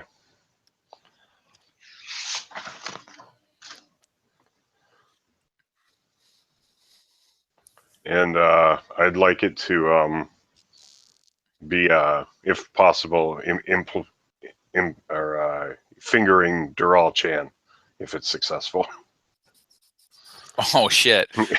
So well, it so wasn't then, successful though. I failed. oh yeah. Well, It got canceled, but I oh, it still did. get a triumph. Yeah. So, well, I guess my stated goal was to make it with Durala, and that failed. But does it necessarily still come back to me? It is destroyed either way. So so really you've got 2 advantages and the triumph, but of course the success from the triumph is canceled, but you still have the advantage in the triumph. So what I would say is you maybe didn't do a very good job of hiding it, but you could use that triumph to say maybe it's sitting on sitting on Durala's footlocker, right? like it's just sitting there, but it's not hidden at all. Sounds good. Okay, so we'll do that, and so then, and you're just sort of going to continue to carry on about your business. Yeah, he will. I guess Krieg. He'll make like a lap around the ship just to make sure he's not missing anything about it. The ship he's already spied, the shuttle, I guess. Okay, and as you're doing that, you hear communications coming through on, some of the comm links and some of the standard, the hangar based communication, basically saying, to be on high alert to lock down the communications because there has been an attempted breach of internal security. So now everybody's kind of scrambling. And the protocol in this case for you as a pilot would be to report to the ready room for orders. All right. He's not going to do that just yet, but what he is going to do is he'll affix his flight helmet so that it does actually probably look, at least at a glance, that he's like gearing up. Yep. And I think and he might, if enough time goes by, he might actually make it there to the ready room. Okay. Yeah. So you're doing that. And at this point, Davin, you hear this as well. You kind of hear a general like security briefing. Internal information security has been compromised. The ship is on lockdown. Everybody, report to their stations. This whole thing. Well, it's a big clusterfuck. So Davin is gonna start getting himself ready. He's kind of reserved himself. We either get her out through force, or seems it's all gone to waste. So that's what he'll be doing at this time. And actually, he's gonna go to war against the ship and try to get the girl out, since he doesn't have any way to communicate, and they probably lock that down. Okay. So so it's go time then, is what you're saying. All right. Oh man. Okay. Well, so you know, right, from having gone into your room that there were at least 2 guards outside of your room. You could also presume that your door has probably been locked. But yeah, we'll have to get them inside. So when it's my turn, he'll probably once he's prepared, i.e., he's got his bandolier on and he's ready to go. Yeah. And whatnot, he's going to try to convince them to enter his room. I imagine I've seen him or talked to him or played with these guys, and I'll use my friendship or presumed friendship to get them inside. Okay. When it's time. Yeah, no, and that's fine. And you could do that now. So I would say that's probably negotiation then at this point. Go ahead and make a negotiation roll. And there is going to be a setback because of the nature of what's going on. I would say go ahead and put that against, just do a 2 difficulty, 2 purple. Sounds good. And 1 setback, correct? Yep. Okay. 2 triumph. Okay. So, or 2 advantage. So, or 2 advantage, excuse me. Yeah. All right. I was nice. It should have been more than that for difficulty, but that's fine. Okay. So, yeah. So you're trying to sort of convince them to come in, and they say, sorry, Devin, we can't come in, but actually what'll happen, this is what I'll do. The door opens, right? Like they open the door and say, sorry, Devin, we can't, we're not able to let you out. There's a security breach, whatever. So there's one guy kind of standing in the door, but it is open. And that's how we'll say your two advantage were used. Okay. If that's cool. Not a problem. I will bowl out a stun grenade. Oh shit. All right. You're going to throw a stun grenade at him? Between the cracks, yeah, he's right there. I'll just kind of slide it through the crack and sidestep over and see what happens. Okay. Well, go ahead. Range light then. 2 difficulty. Time to get going. Yeah, no kidding. 1 advantage. Okay. So you throw the stun grenade out, ding, ding, ding, ding, ding, right? And It detonates, but it actually, you threw it a little bit harder in your haste than maybe you meant to, or maybe it ricocheted off something. So it detonates further down the hall, and it does not immediately damage these two guys. Now, did you have an idea for what you wanted to use your one advantage for, or?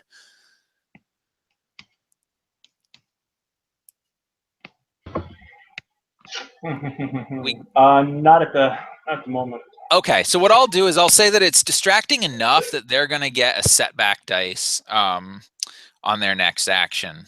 But being that you threw a grenade out, Yeah, they are going to take an action. So actually what's going to happen is the stormtrooper is... So did you attempt to step out of the door as well? No, it was just, they opened it up, I imagine, I don't know, a few inches, big enough for the grenade, and I just kind of tossed it through the opening and stepped to the side. So I'm not within their view. Okay, but you're still in your room. Correct. Okay, then in this case, he's going to shut the door, and you hear, and you know that it's electronically locked. And he's like, "Damn it, Davin, what are you doing?" It's time for me to move along. I cannot be a caged animal.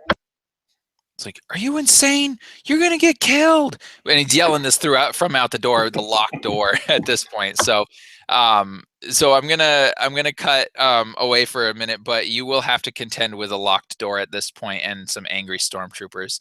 You hear the other guy calling for backup. Cool. That should be a distraction for the others. Yeah. All right.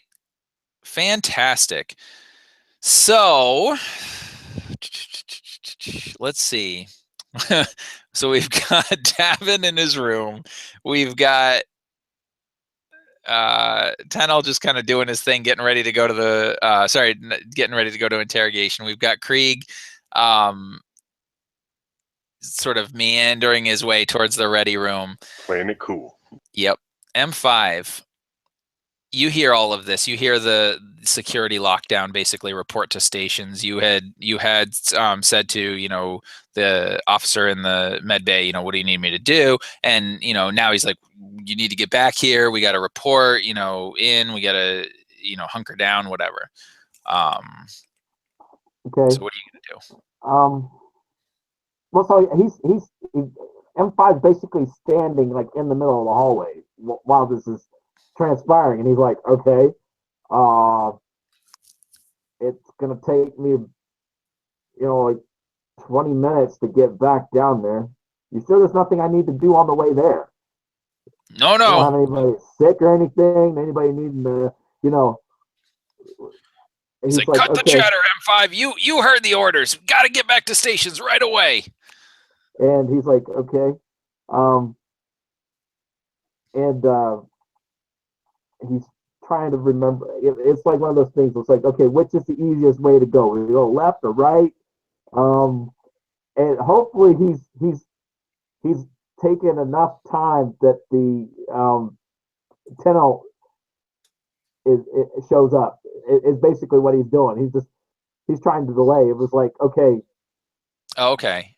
So these are who's being interrogated, because he realized that the guy that was coming out of interrogation was one of the newer people that was on the ship, and he was like, okay, this can't be good, Like, so he's just waiting for.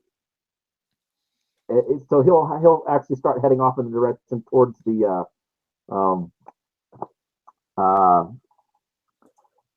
towards the bridge where Tenno should be coming from. Okay. Yeah, absolutely. Wow. Okay. And that'll bring us back to Tenel. So yeah, Tenel, you are so you're just kind of making your way to the interrogation, like knowing that it's gonna come, because you hear this, right? You hear this over the comms. Report back to stations.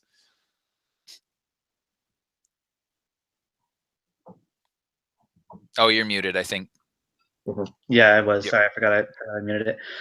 So basically, I'm just meandering slowly, kind of off on my own world on my data pad. What I'm doing is I'm trying to scan through the security cameras to find each one of our teams, because I know that the captain is in the interrogation room, which is part of why I'm going, but I need help in order to be able to extract the captain from the interrogation room. So I'm looking for either Krieg or Davin to see where they are, to kind of detour, to collect them, get the captain out of the interrogation room. Okay, so did you take, like, as part of your equipment, like the Outlaw Tech data pad, like the special one that reduces setback and all that? I took the black market data breaker, I think is what it's called. Yep. Okay, so yeah, so that's the same thing. All right, so what you probably would have a better chance of doing this if you are directly accessing a computer, but you could plug your data breaker into it. If you try to access the system remotely from your data pad, that's going to be extremely difficult to do. Okay. But there's no reason to say that you couldn't. What's that? Yeah, in that case, I'll just be going on my way. When I hit an empty hallway, I'm going to stop at a computer panel, just do a quick check to find people, and then go on my way from there to try and find Krieg, because I think Krieg and Davin, because I need them to help me extract them from the intelligence officer. Okay, yeah, absolutely. So go ahead and make a computers check for me. I'm going to say, because it is, you're plugging in, you have credentials, it's going to be a fairly simple check. So roll two purple for me. Normally I would say that you would have to have 2 setback because of the fact that you are sort of under stress and whatever, but I believe the data breaker reduces those. Okay. So just against 2 purple. Nice. All right. Awesome. Yeah. So Why couldn't I get that last time? Dang it. I know, right? You find, I was nice and didn't upgrade it either. So you find that, yeah, you find the location of both of them. You find that Devin is currently in his room with 2 stormtroopers, kind of on lockdown. And one of them has just called for backup. And you see that you're kind of looking, you were looking in the hangar bay on the security footage, and you saw footage of Krieg leaving in the direction of presumably the ready room. You would know that was the protocol. Okay, so I'm going to send a ping to the nearest computer station that's on Krieg's route, so that he sees it, and presumably would hopefully check that station, basically telling him to meet me at the interrogation room, or rather, no, meet me at Davin's room, because we'll need him to get the captain out. Okay. So you would more likely be successful putting in some sort of official orders into the computer system. Okay. So you could do that. And okay, I forget that I do have my flight helmet on, so maybe you could put it on my heads up. Oh. Okay. Okay. Yeah. Yeah. You know what? That's cool. I'll say that works. So I'll say, with the fact that you got the 3 successes and 2 advantages, that you're able to do that. Okay. So yeah, I informed Krieg to meet me at Davin's quarters, because we need to get him out and get him, as he put it. Mm-hmm. And if Krieg sees that on his heads-up display, his hand would go to just double check on his armament. And many fighter pilots, they wear a sidearm, but Krieg actually has a blaster rifle underslung under his holstered under his shoulder or armpit. And then yeah, he heel toes it quickly to the interrogation room. Awesome. First to Davin's room, then to the interrogation room. Excellent. Okay, great. So you do that. So you guys are heading that way, and as that happens, Tenel, you kind of were on your way, right? And this happens, and you hear some, the thump of, like, laminate boots, clanking against the metal of the Star Destroyer, coming, down the hall past you, and they're like, Tunnel, stop right there. We have orders to bring you to interrogation. I was just on my way there. Feel free to escort me if you wish. Very good. So you were still walking that way. You weren't heading towards Davin's room. That was my intention to head towards Davin's room, but now that's not an option. Right. Okay. So they'll think about it for a minute. And they're like, "What? He was going in the wrong direction. Whatever. Fine. Come with us." And so, yeah. So there's two guys, and yep, they're gonna start bringing you towards interrogation. All right. So, great. So they do that, and so as that's happening, M5, you see this happen, right? You see him come, being escorted rather roughly by two stormtroopers towards the interrogation room. All right. So as they're coming up,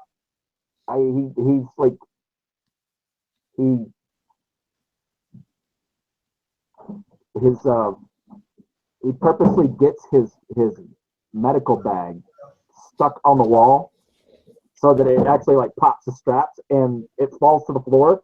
So he's down like picking stuff up and trying to put everything back in. So there's this like mess of like surgical tools and whatnot sprayed out across the floor, It's like he looks up, he's like he's trying to put everything back in, And And while he's doing that, I'll stop on my way and start helping him pick stuff up, just kind of being a friendly person. I have to make friends because people don't make friends with me because I'm an alien. But while I'm doing that, I'm going to drop my data pad with Krieg's heads up access into his pile of stuff, so it goes into his bag.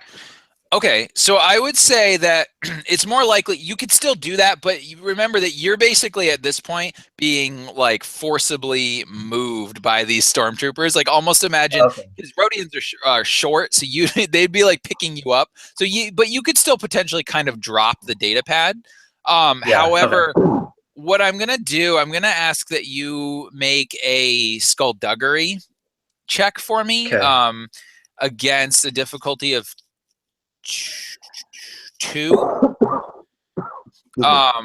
because there's a possibility that they could see it. So if it's a non-career skill, how does that work? It just means it's harder to raise it for experience cost, or it does, yeah. In this case, if you don't have any ranks in it, then you would just roll the ability die. So for skullduggery, it's cunning. Okay. Yeah. I actually have decent cunning, so I'm okay with that. Nice. What did you say was the difficulty? Just 2 purple.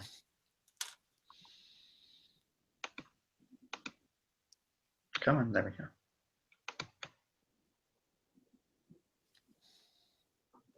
Okay.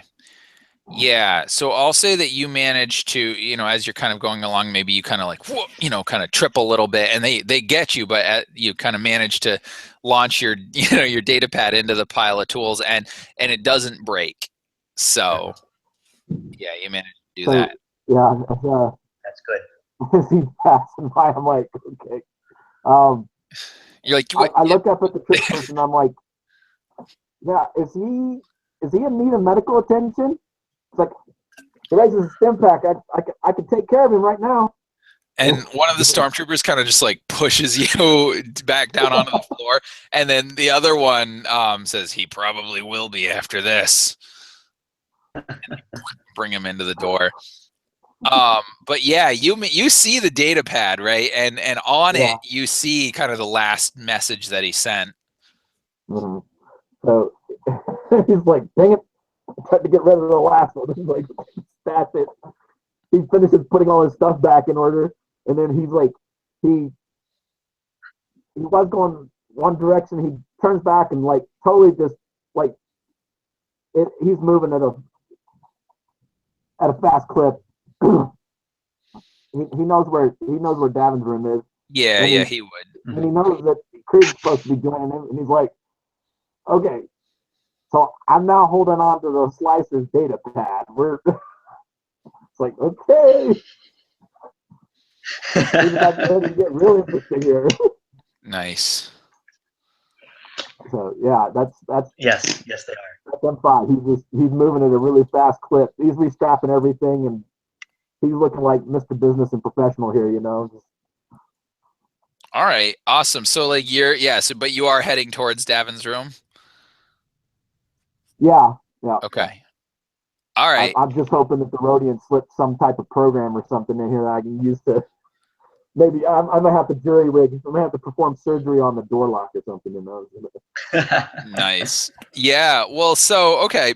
So you're doing that, and you and Krieg kind of get to Davin's room at about the same time, right? You guys make it there relatively at the same time, and you get there just like a few seconds after this stun grenade had gone off in the hall, and so there's a little bit of chaos, right? You see these stormtroopers are kind of like a little bit stunned, and one of them's yelling at Davin through the door. And yeah, you guys get there roughly at the same time. So if you intend to engage in any kind of combat, I'm going to have you roll vigilance for me. Vigilance coming up. Vigilance. I'm part of this, correct? Yes, actually, you can be. Of course, you're on the inside of the locked door, but yes. So, as opposed, even though I'm carrying a sidearm, M5 is his first thing is, so who's hurt? And he goes, and the guy that's like standing there with his head in it, he goes and he actually pulls the helmet off of this guy, and he slaps him on the side of the face. Look at my eyes. Look at my eyes. Look at my eyes. Look at my eyes. Nice. I definitely would have shot before you closed in if okay. If it's going back. Well, yeah, I mean, so what I'll say actually, yeah, Nate, go ahead and roll vigilance for me anyway, just to see where you go in the order. We're up close and personal. Yep. All right, so they roll. Okay. 2 and 1, and they get to roll. Whoa. Holy shit, really?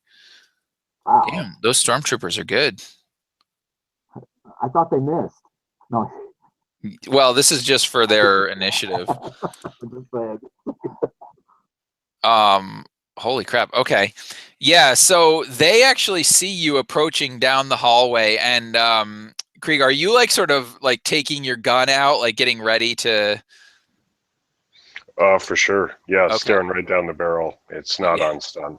So they'll see that, and they're like, they put their barrels up at you right now, and they're like, freeze, put your weapon down, pilot. But they won't take, and actually, you see, they kind of split to opposite ends of the hallway. But they have you in a way to try to flank you, with fire. But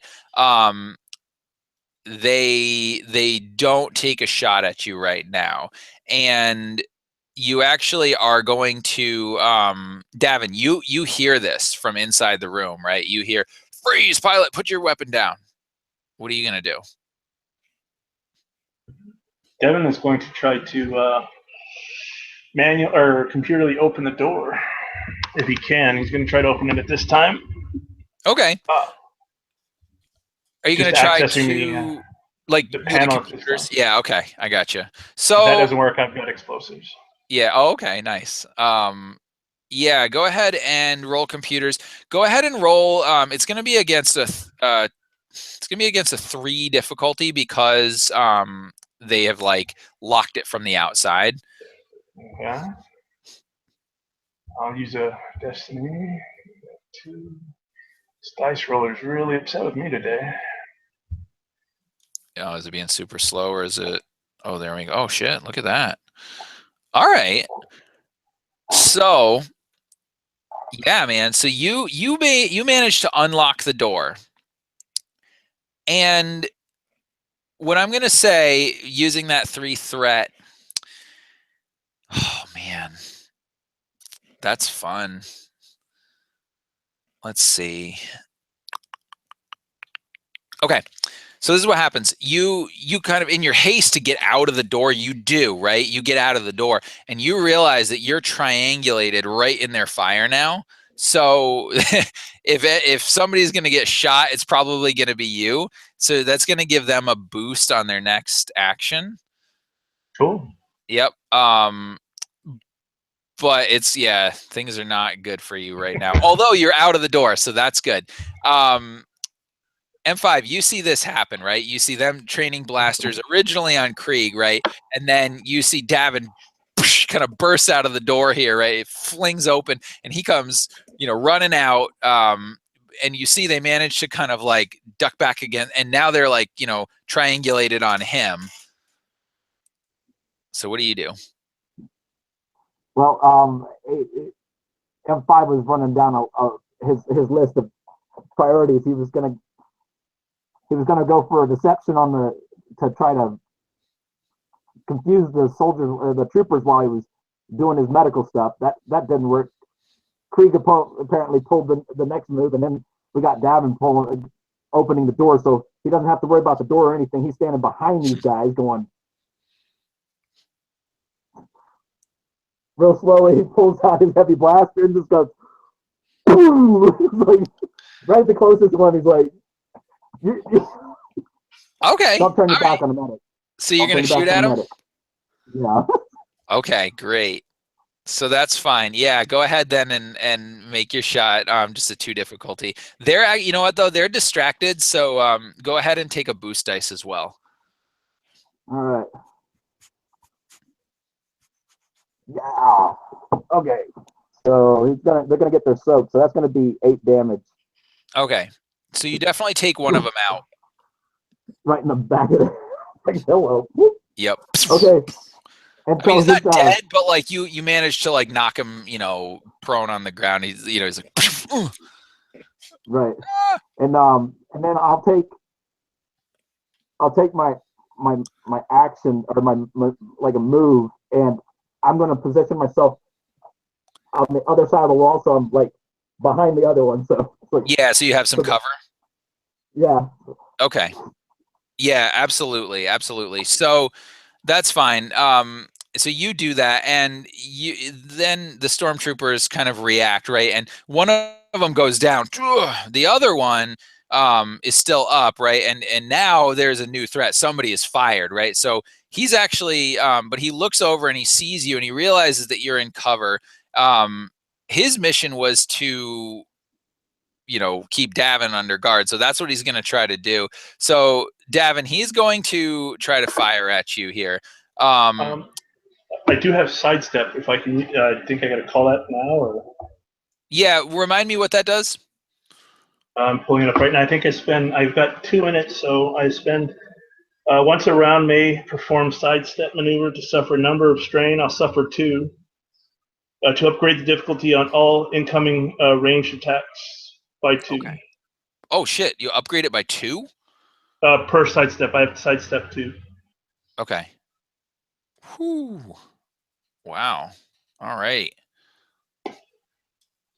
So they're going to get 2 reds then. That's exciting. Damn. All right. Let me see. Well, that minion's down. There's only 1. Okay. So he's just going to use this. But I am going to spend a point to upgrade. So let's see. And he had a boost, but he also had a setback. All right. So he fires at you, right? But you manage to, yeah, exactly. You manage to sidestep out of the way, right? So the bolt goes right past your head, hits the wall, and, like sparks go off. But he then manages to get himself basically kind of undercover a little bit. He's ducked behind like a bulkhead wall. And so he's just barely peeking out, and you can hear him calling for backup. I need backup. I need backup. We're under attack here, corridor, XJ7, whatever, like alerting to your position. And Krieg, you see all of this happen. So what are you going to do? Oh, Well, I was going to aim, but the remaining stormtrooper used a movement to get in cover. Could I use a maneuver to negate that cover and shoot at him so he doesn't get it? Yeah, that's fine. And yeah, I won't be able to aim, but I will unleash a bolt of blaster right at him. All right, go for it. Yeah, and just All standard right. 2. So yeah, his torso disappears. I'm pretty sure is what happens there. Yeah, it does. Yeah, big gaping hole right through his armor, and he doesn't even really scream out. Triumph. He doesn't get that call off, maybe, as he's going for the walkie-talkie. Yeah, I'll say that's fine. He's like, he goes, you can kind of tell like he's about to call, and then yeah, maybe. Well, so in this case, maybe what you do is you shoot him right in the helmet, and so he dies, therefore destroying his communication. Perfect. Nice. All right.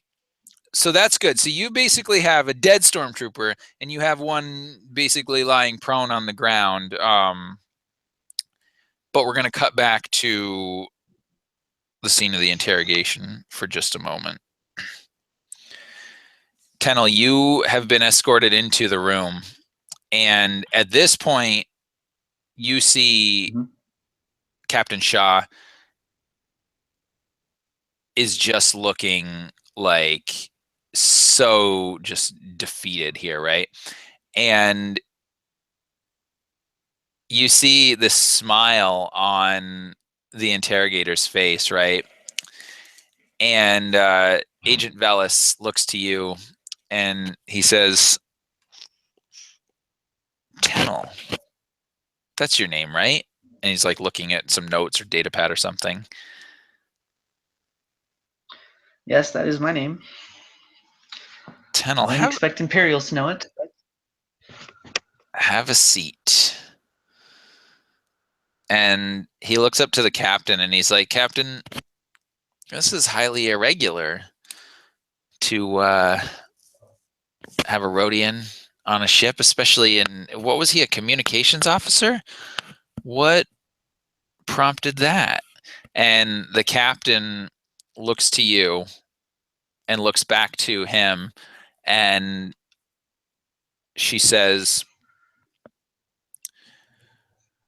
well, Agent, he's a suspected rebel.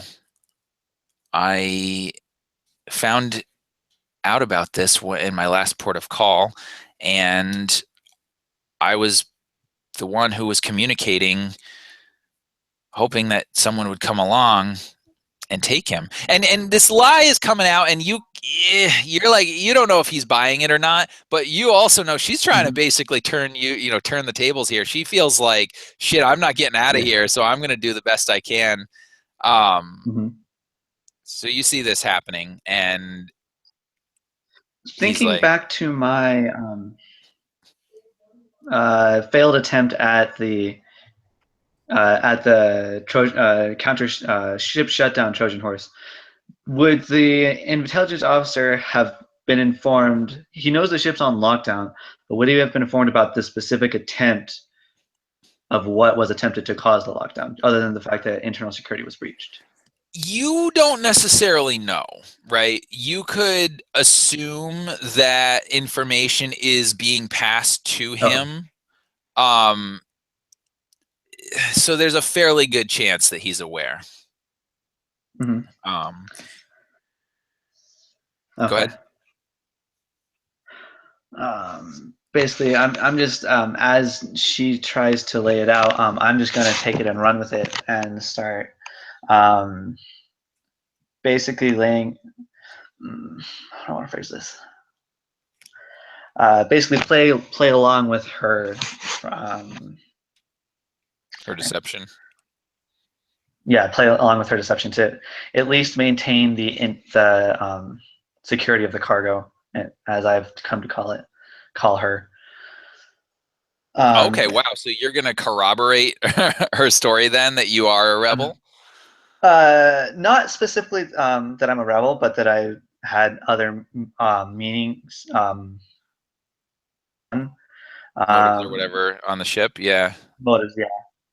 Okay. And basically saying like, because, and then starts to turn the table saying, since it's come out that I have hacked the ship's internal systems, or attempted to, and B, that I am not here as an Imperial officer, basically start threatening him with ship problems that can do it, because I was brought in as a counter hacker who knew the ship's internal systems, or to learn the systems and learn how to counter the counters. So basically what you're saying is, look, you have me here under interrogation. If you keep me here, shit's going to start to go wrong with the systems. Like I've planted a bug. Exactly. Okay.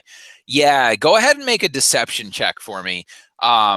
Because yeah, I mean, you're in a position where that's going to be tough, but let me just take a look. Hold on just a second. Oh my God. Oh no, that's better. Okay. It was like cunning of 5. Holy shit. No, that's not right. Okay, so you're gonna have to do it against 1 purple and 2 red. And shit, I'm gonna use another dark side point to make it 3 red. Okay. I was gonna use a light side point to make it to upgrade one of mine as well, so that's fine. Oops. Oh, I should have given this guy the ain't nobody's fool talent, but I didn't. Oh well.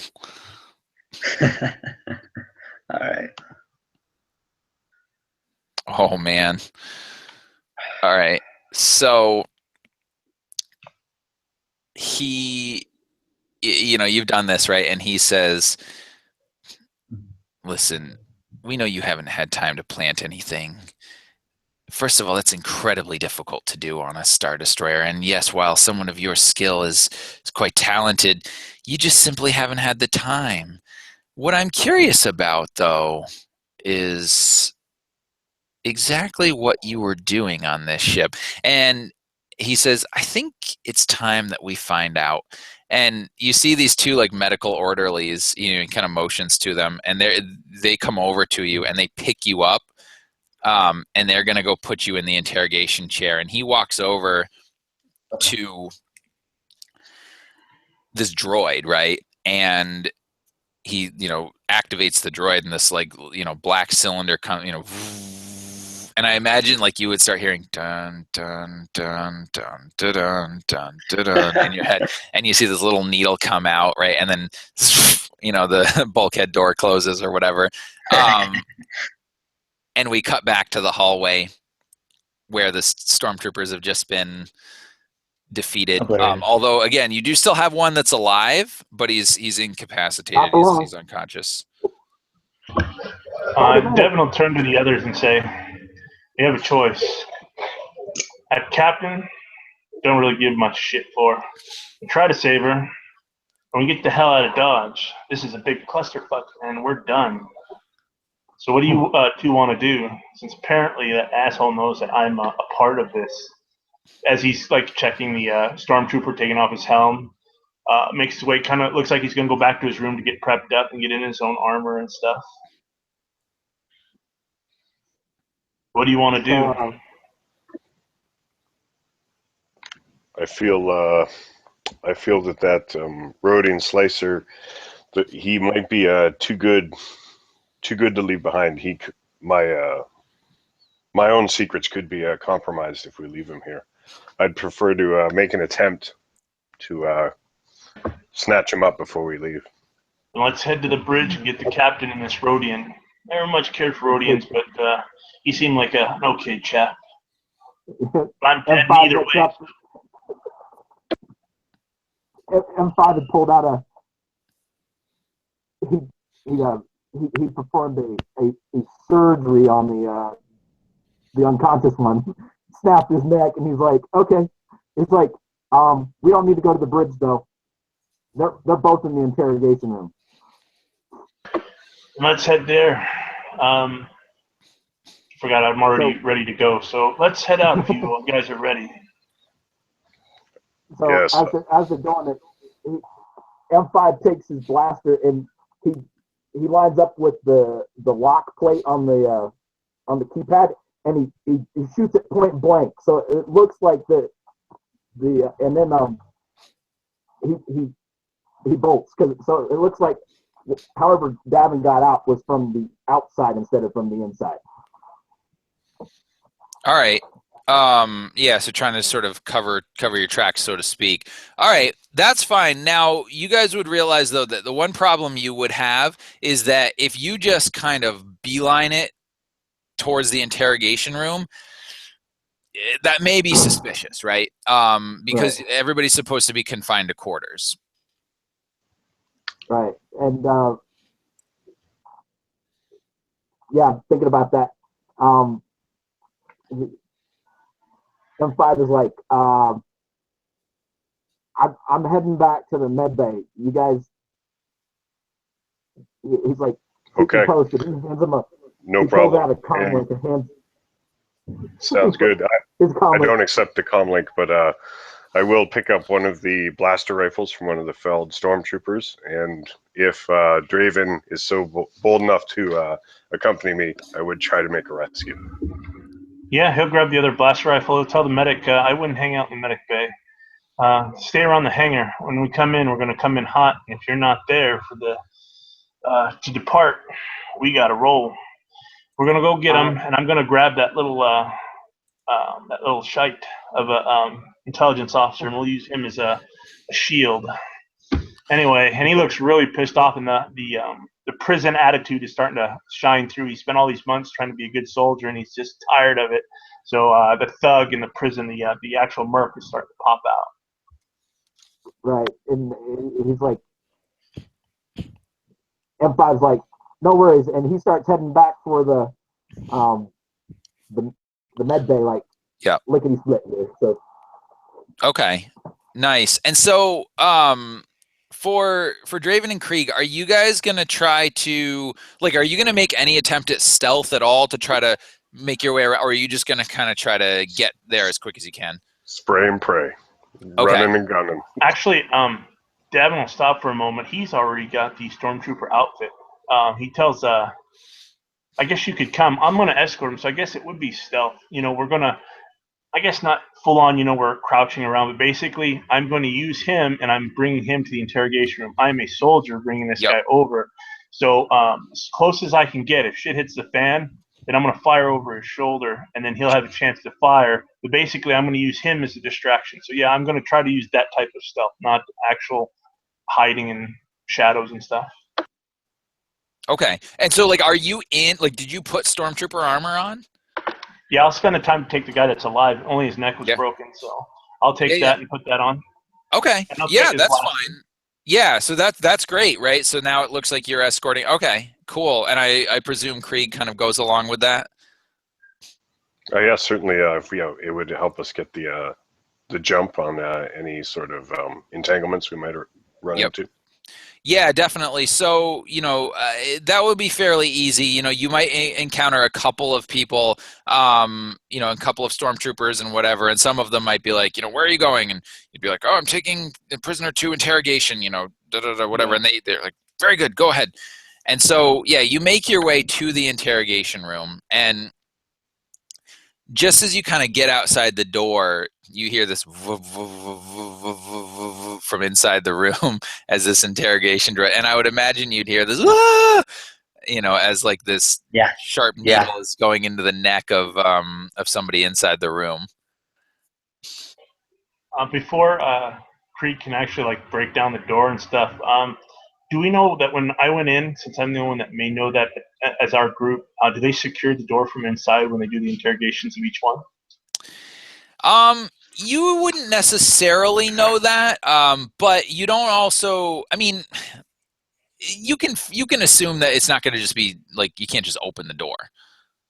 If that's the case, he's going to, I imagine they do this, so he'll present himself, hit the communication for the door to talk to the room or knock, or however they do it, and he'll say, since he does know who I'm representing, he'll say, N125 reporting in, trouble on the bridge, prisoner escape, must talk to captain and intelligence officer. What was his name?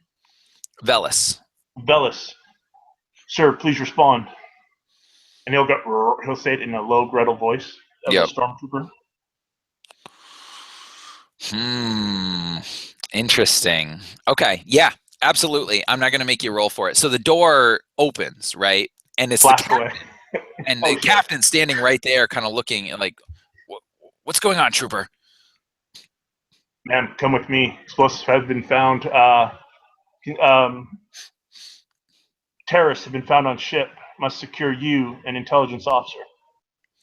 And Agent And he Velis looks is like like, he's been in a fight. So, his uniform's been blasted, or his armor's been blasted looking, so he has to look like he's in a fight. yeah, for sure. Yeah. And Agent Velis is like, hold on there, trooper. And you can see as you kind of look into the room, this Rhodian strapped to this interrogation. The droid is like right there, put a serum into his neck. And the officer is just sitting sitting literally in a chair next to him with a cigarette in his mouth.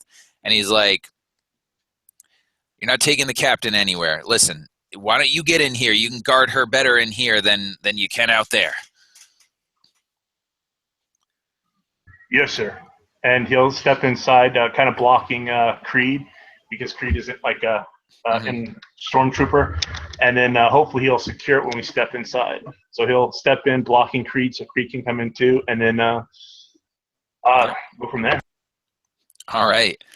So, yeah, that's awesome. You guys are prepared. So I presume that you are prepared to fight. So if that's the case, you can roll either cool or vigilance.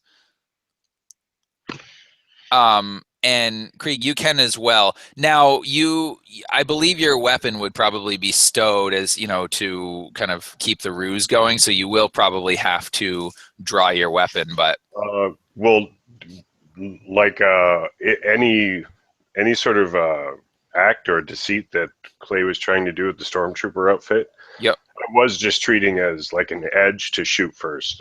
I would have had my gun in hand. You would. Okay, that's fine. Absolutely. So yeah, then in that case, again, you can roll cool or vigilance either way. Like, because I wasn't kidding. It was spray and pray. Yeah. I gotcha. Alrighty. All right, let's see. Oh, wow, holy shit. Oh, no, I keep looking at the Emperor's hand stats. Those are so much better. I want to use them. Let's see. All right. And okay. So Clay, you go ahead and go first because you got that triumph. So there's the two medics applying the needle. There's him and the captain. I'm going to stun him. I'm going to use the maneuver to draw the weapon, and then I will fire. Okay. So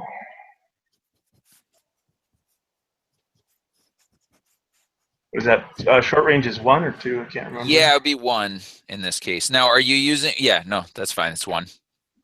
I'm using the rifle that's slung at my side. Okay, absolutely. And I'll give you go ahead and add a boost die in there. Just roll a boost die too, and see if that makes any difference. Okay, no. So you manage to fire, right? And you don't manage to hit him. But what I'll say is that you did actually, if you want, with the advantage, what I'll say is that you managed to kind of hit the medical droid a little bit, or the interrogator droid a little bit that had the needle, and it manages to knock it out of the way. Cool. I'll use that. All right, awesome. Now,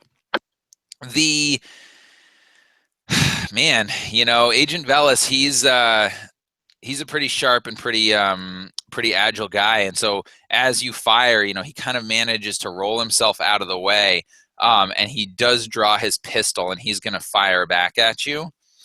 And let's see. Nice. 2. All right, so he's got same thing. I'm going to give him a setback, though, because he kind of fell backwards. Ooh. All right. Let's see. Oh, crit 4. All right. So I'm gonna say he yeah, so he deals you 5, 6, 7, 8 points of damage. Okay, what's the stormtrooper armor soaked? Oh, good I have that question. written It down. is I think it's a 2, but let me see really quick. That's a good question. Gear. Believe you're right. Laminate armor is soak 2. Okay. Yep. So I took 4. Yep. Okay. And then he manages to use that advantage. He's kind of under cover a little bit, so who the next action is going to get a setback against him, which is Krieg. Okay. So did he take some strain too for taking 2 maneuvers? Yeah, he did. And he'll have a setback. I'll take some strain too for double aiming. Okay. And I'll try to split Velas's wig. Nice. All right. So yeah. Oh wow. Blammo. That's 11 damage and a crit. Oh shit. All right. Yeah. Go ahead and roll for the crit.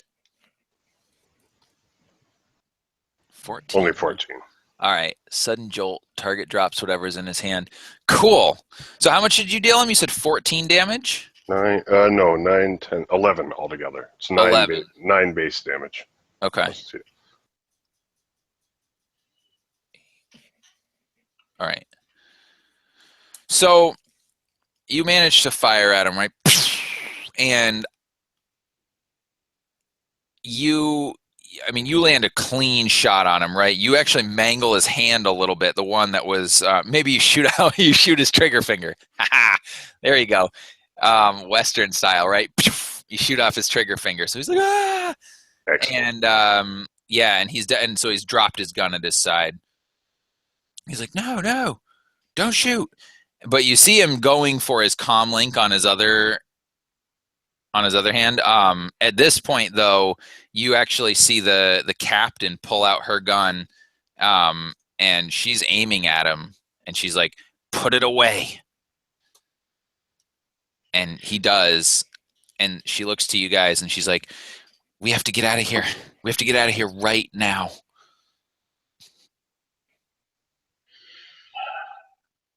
It's best to let your tech free us up, but we got to get you down to the hangar. I suggest we use him as a shield, and we escort him to where we need to be. You're going to have to do some speaking. One of you. I'm not a very good speaker. But let's try to get out of here and get to the hangar. All right, fine. And there's the two medical techs that are in the room still. They're kind of cowering out of the way. Are you just going to leave them there, or she's just ready to go? She's like, "Peace, I'm out. Let's go." Now we need to, I guess, knock them. They're going to have to be knocked out. Okay. All right, that's fine. And you can do it. I'm not going to make you roll for it. You could just be like, wham, Sunsetting. Bam, bam. Yep. And are you taking the Rodian out of the chair? Yeah, we'll free him. All right. Nice. So basically what'll happen then is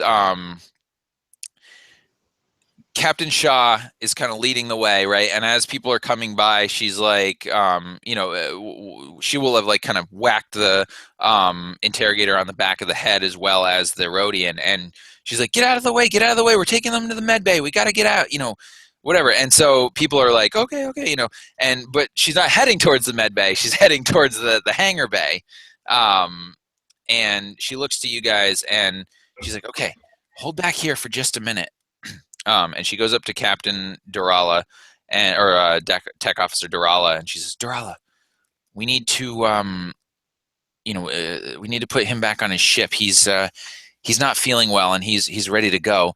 Is it ready? Is the ship ready to depart? And she's like, yes, ma'am. The ship's ready to depart. Absolutely.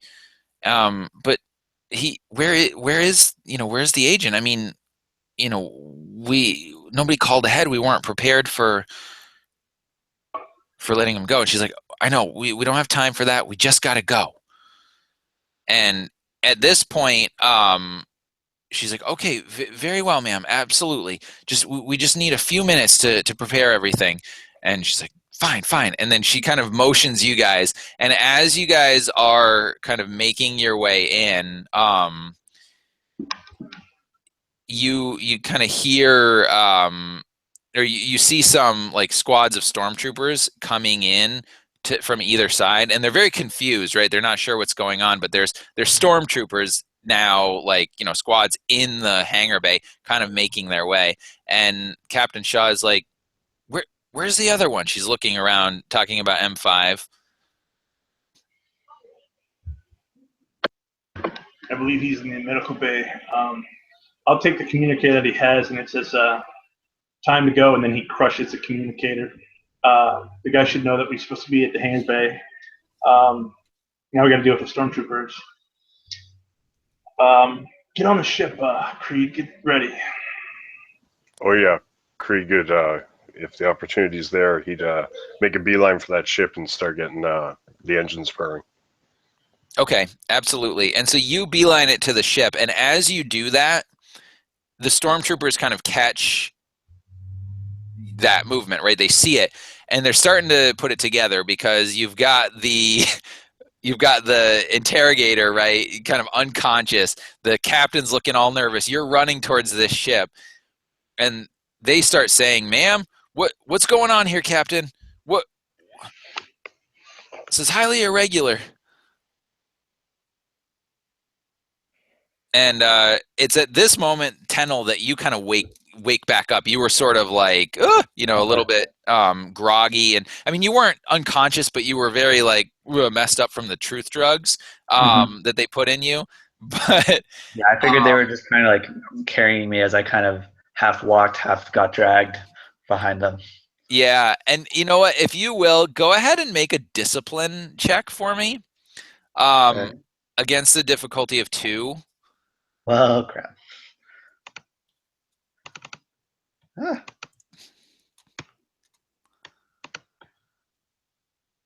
Oh man. All right.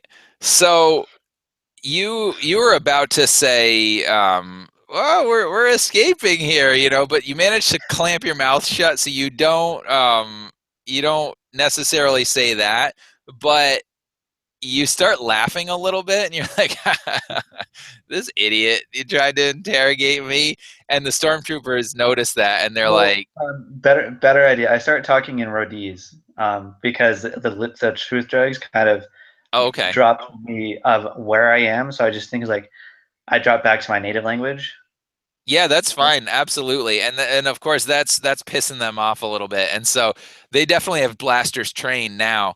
And Captain Shaw looks to you guys, and she's like, let's make a break for it. And she starts running towards the ship. Oh no. M5, you get the communication. Where were you? Did you make it all the way back to the medical bay? I have no idea. He made so many detours. He's trying to make his way to the he almost probably just bypasses the med bay, but as he gets to communicate, he pops his head in, and he's like, they what was it? Oh, they found the conspirators. You know, so he's trying to get the med bay all like riled up. He's like, but they've and he gives like the deck level. He's like, there were like, you know, half a dozen stormtroopers that were took out in this blast. They tried to break out somebody out on this deck level, and he's like, I didn't have the proper equipment. You know, they need sleds and whatnot. And so he's trying to get everybody to like head out the med bay while he heads the opposite direction. He's just like, yeah, that's fine. No, and you succeed at that. And it's when you get the communication right that you're going there. So you realize that you're going to have to, like, if you want to make it there with, you know, anytime soon, you'll need to pretty much book it fast. So I would say make an athletics check for me. okay. And I'm not going to assign any difficulty, but I am going to assign 1 setback dice. Okay. Actually, you know what? No setback dice. Sorry. Forgot what I was doing there for a minute. No worries. Yeah, so just roll a straight athletics roll for me. Okay. Okay. So what I'm going to say is that you will make it to the hangar within 2 rounds. If we were talking about combat, right? You'd make it in 2 Right. rounds. You're just like booking it towards that. Now, at this point, Davin, you are staring down 2 well, effectively, you're staring down 4 squads, but you're staring down about 20 stormtroopers, 10 on each side of the hangar bay. This is probably more than you guys can handle just on your own. But looking at that, what are you gonna do? Krieg has kind of run up onto the ship. Is there anything that I can either shoot, blow up to give us some cover? Maybe there's a crates or something being forklifted around above the area. I mean, I'm willing to spend Destiny for that. And basically, I want to, if it's possible, I want to either shoot the cable so it comes down and gives us a block. You know, it blocks us from maybe one half, because you said they're coming from 2 different angles. Mm-hmm. Maybe I can block at least half of them from getting to us, and then try to get the group to move into the ship, so we have more cover. Okay, yeah. So, all right, I'll flip a Destiny point for you. And what I'll say is, you know how in episode 7 they have like the stormtroopers, or they have the TIE fighters on a cable? Well, maybe like you shoot the cable and like you shoot the racks, and it starts like, and like it doesn't maybe fall down all the way, but it's definitely enough. Like the cable comes down a little bit, and it's definitely enough that the stormtroopers on that side like scatter, right? They're like, oh, you know, because it looks like this rack of TIE fighters is gonna fall down on them. And yeah, I would say that definitely gives you enough time maybe to either, you know, try to book it, or to you know, take on one set of these troopers without having, just to delay that side and then Just try to to delay run. Okay. Yeah, I'm not going to stand there and fight, but it would give us enough time that maybe we can get in there with less damage than if everyone could fire at us. Yeah, absolutely. And are you holding the are you still like holding the interrogator? Correct. Okay. So I would imagine you kind of like position him towards the side that isn't occupied, kind of like, yeah, go ahead and he's a body shoot me. shield. You're gonna shoot him too, yeah. And that does they do hesitate in that case. And you see the captain, she's kind of got, you know, she's helping with Tennel at this point, because you know there's 2 people, and so she kind of gets up onto the ship, and the stormtroopers are setting up. You see a couple of them getting on comms, and as you're kind of backing onto the ship, right, they're lining up, right, but they're not shooting at you yet. And then just as you kind of go up the boarding ramp onto the ship, you see another squad come in with like an E-web. Cool. And Krieg, you are going to have to work some magic here. Now, I'm going to say if you want to try to get this shuttle up and running and get it out of here really quick, so I would say you're going to have to make either a formidable piloting check or a hard mechanics check to like basically jump the ion engines into gear and get the hell out of there. All right. How many difficulties formidable? 4. We'll do that. All right, and just because I'm a nice guy, I'm going to upgrade one of them to a red. Cool. I'll do the same. Okay. But I have 3 ranks and 3 characteristics, so I'll only get a green for upgrading. Okay. But, here it goes. Another blammo. All right. As a bead of sweat rolls down my temple. Yeah. So what I'll say is you manage to punch the engines, right? You get them started up, and the ship is going to take 1 system strain from doing that, right? Because that's, you know, it's not quite like the punch it maneuver, so to speak. You're just, but in a way it almost is. You've got the engines, the sublight engines anyway, turned on, full blast. And I'm gonna say that actually, you know what? I am gonna use the punch it maneuver on that. So it's gonna take 3 plus that 1. It's gonna take 4 system strain. Ouch.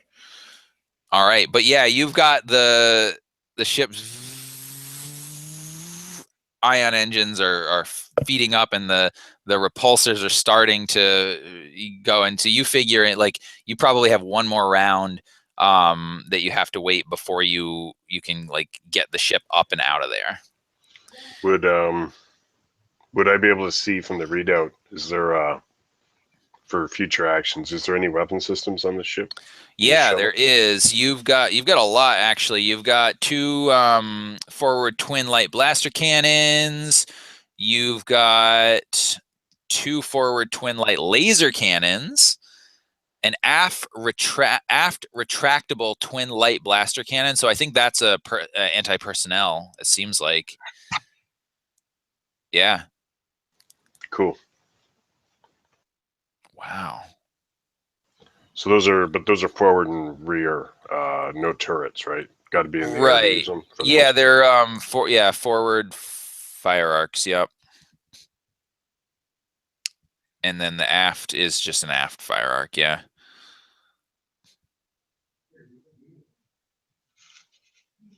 But I mean, you could use the aft cannon because, you know, it is. Oh no, actually, you couldn't. You would be facing them, so you would basically have to turn around. So if you wanted to fire your cannons at them on the next turn, you could. Well, yeah, I'll keep that in mind, definitely. Okay. But that'll finish up my turn as I get the ship ready. Awesome. Yeah, and so everybody else is kind of getting on the ship, getting ready. And M5, you managed to come into this scene, right? So you see, just as you enter the hangar bay, one squad of stormtroopers kind of like, well, you know, kind of, and then they, as you know, you see these like cables shatter in, you see this of a bulkhead, and a TIE fighter looks like it's about to fall down, and then it stops, and they're like scattering out of the way. You see another group, you know, they've got their pistol, you know, their blasters like trained on them, and then you see, like, you know, your friend Davin run backwards up into the ship, you know, with the unconscious interrogator as like a body shield, basically. And then you see another squad come in, and they start setting up an E-web blaster. Right. Okay. Well, I still have Tennel's data pad. Yeah. And I'd like to use a destiny point to say that all he needed to do was actually put his Trojan horse into the actual computer. He had it already programmed, but that's the reason why it was a step. You know, he had like in steps, and that was the one step that he hadn't been able to do, was actually insert it in. And I'm gonna I'm finding the nearest terminal and like try to jack this thing in, and then like just bolt it to see what happens, you know, because I have no idea what he's set up on this Trojan horse. So yeah, okay, so go ahead and make a computers check for me. I'll say that you can use the destiny point to have that Trojan horse available, but make a computers check against a difficulty of 3 to see if you can make it. All right. No, I don't need advantage of it coming out the wazoo there. So, oh man. All right. So you plug it in, and you run over to this computer terminal, and you plug it in, and you don't necessarily seem to be able to get anything to happen, right? This doesn't seem like a virus is downloading. But I'm just assuming that's. My intent was just to plug it in and hope that whatever. And hope that it worked. Okay. And I'm just booking it. I'm like. Well, but you realize at this point too, because you're in the computer system, right? And there's an alert for all of them. There's not an alert in the system for you. And you also start to think, okay, they're taking the interrogator with them. He would be the only one probably that would have had any issues. So I'll say those 2 advantage, they kind of clue you off to the fact that if you don't flee, you're not in imminent danger of being stationed on the spice mines of Kessel or killed. Right. So I do my best to stash the data pad, Yep. and I head towards the cluster of the troopers that have like fallen, they're kind of scattered. Mhm. And I'm just doing my normal medic thing, trying to figure out if anybody's been hurt or injured or anything. And I'm paying absolutely no attention to the guys getting on board the ship. I'm just like, Okay. Yep. All right, awesome. So you do that, and you actually start helping some of the because there were some superficial injuries, as some cables came down and smacked somebody, and so you're kind of helping them, doing your medic duty. And you see that the ship, basically the repulsors come on, it starts to lift up, and you see the boarding ramp close, and presumably you've cast your lot. You're hoping that that you'll be okay. And so yeah. So Krieg, you go ahead. The only other thing that comes to mind was that they're going to have to clear the out to the they're going to have to clear the ship in some way. So I'm looking at them. I'm like, so I'm looking at the troopers. They're like, did they finish their interrogation already? I mean, it looks like they're leaving. And yeah, and at this point, the troopers, they're not saying anything. They're starting to fire. So, Krieg, at this point, you can either, maybe take a shot at them, or you can try to pilot your way out of here. Yeah, I'd call over my shoulder to whomever's just entered this shuttle. Say, somebody should get on these guns and fire away. And that's assuming there's a co-pilot seat. But yeah, I would focus on getting the hell out of here. Okay, great. Go ahead. Devin will throw the interrogator to the captain. This is yours, and he'll sit down at the guns when it's his turn. Okay, fantastic. Yeah, so you can do that. And let's see. You know what? Because I'm running over time, what I'm going to say here is that you manage to you guys fire, right?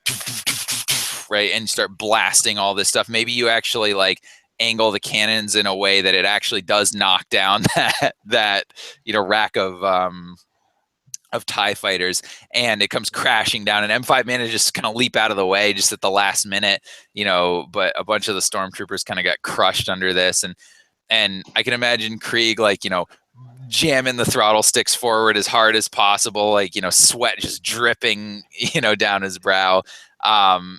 And I would imagine that the last thing that Tennel does is he kind of gets on the computer system, and with fighting through all the drugs and whatever, manages to deactivate the sort of the shielding to let them out, and also manage to give a clearance code so that they don't get tractored right back in. If you're wrapping it up, sorry, I'll just I'll throw in that I'll spend the Destiny point to Deus Ex some booster blue to aid that getaway. Nice. Yeah, maybe you're like, here, take this. Awesome. Yeah, and so I am. So what I'll do is, if you guys want, I'll let you guys kind of narrate an outro scene, whether that is directly or whether that's afterwards. I'll let you guys basically determine what ended up happening afterwards. Cool. I'll just do what I just said there. I'll spend that Destiny point, and the booster blues for the piloting. It'll go right in the jugular, and then okay. We'll be light speed in no time, boys. Excellent. You go next, Bud. Sorry, who? You can go next if you like. Oh, okay. Go do your intro. So basically, well, I'm clearly not working for the Imperials anymore. I'm going to pull up some old contacts in the Black Sun, since I'm pretty sure the Hutts wouldn't want to take me back, since the Hutts were the ones that gave me the Imperials in the first place. And basically just go back underground, doing what I love best, working on computers, trying to stick it to the Empire for putting me into this line of work in the first place. Awesome. Medic, if you want to go, you can go next. All right. Yeah. As far as M5's concerned, he does he maintains his cover. Doing what he can to, I guess, bring some stability in the mayhem. Because now the ship's without its captain. They've lost the interrogator. There's all sorts of stuff. There's a whole bunch of crap rolling downhill now. So yeah, M5 basically just attends to his duties, and whenever he has an opportunity to, he goes about destroying any other additional evidence in regards to the extraction, and that's his. Nice. Devin will probably open up where he's talking with the resistant leaders and everybody, getting the captain back in the fold and turning him over. He does not turn over the intelligence officer unless they really force the issue, but he's willing to die for him, because that's a lot of credit right there for black market huts, Black Sun, rebels. And the last thing is he's in a room with some rebel leaders discussing the life of the intelligence officer. And it's at gunpoint. He's afraid he'll lose his quarry if the rebels get too close. So that's where it cuts off, as he's negotiating what his price is now that he's free, since he wasn't being paid for this in the first place. Awesome. Well, no, yeah, okay, in that case, yeah, the rebels actually would pay you guys. We'll do that after the broadcast. But yeah, so that, and with that, it kind of fades to black. And that is the successful completion of this mission. I wanted to thank everybody for playing, and anybody who watched. I fully intend to run a lot more Star Wars, and as per usual, I cannot stick to my time frame. So thank you guys for sticking with me here. So I'm going to go ahead and end the broadcast, and then we will wrap up a few things.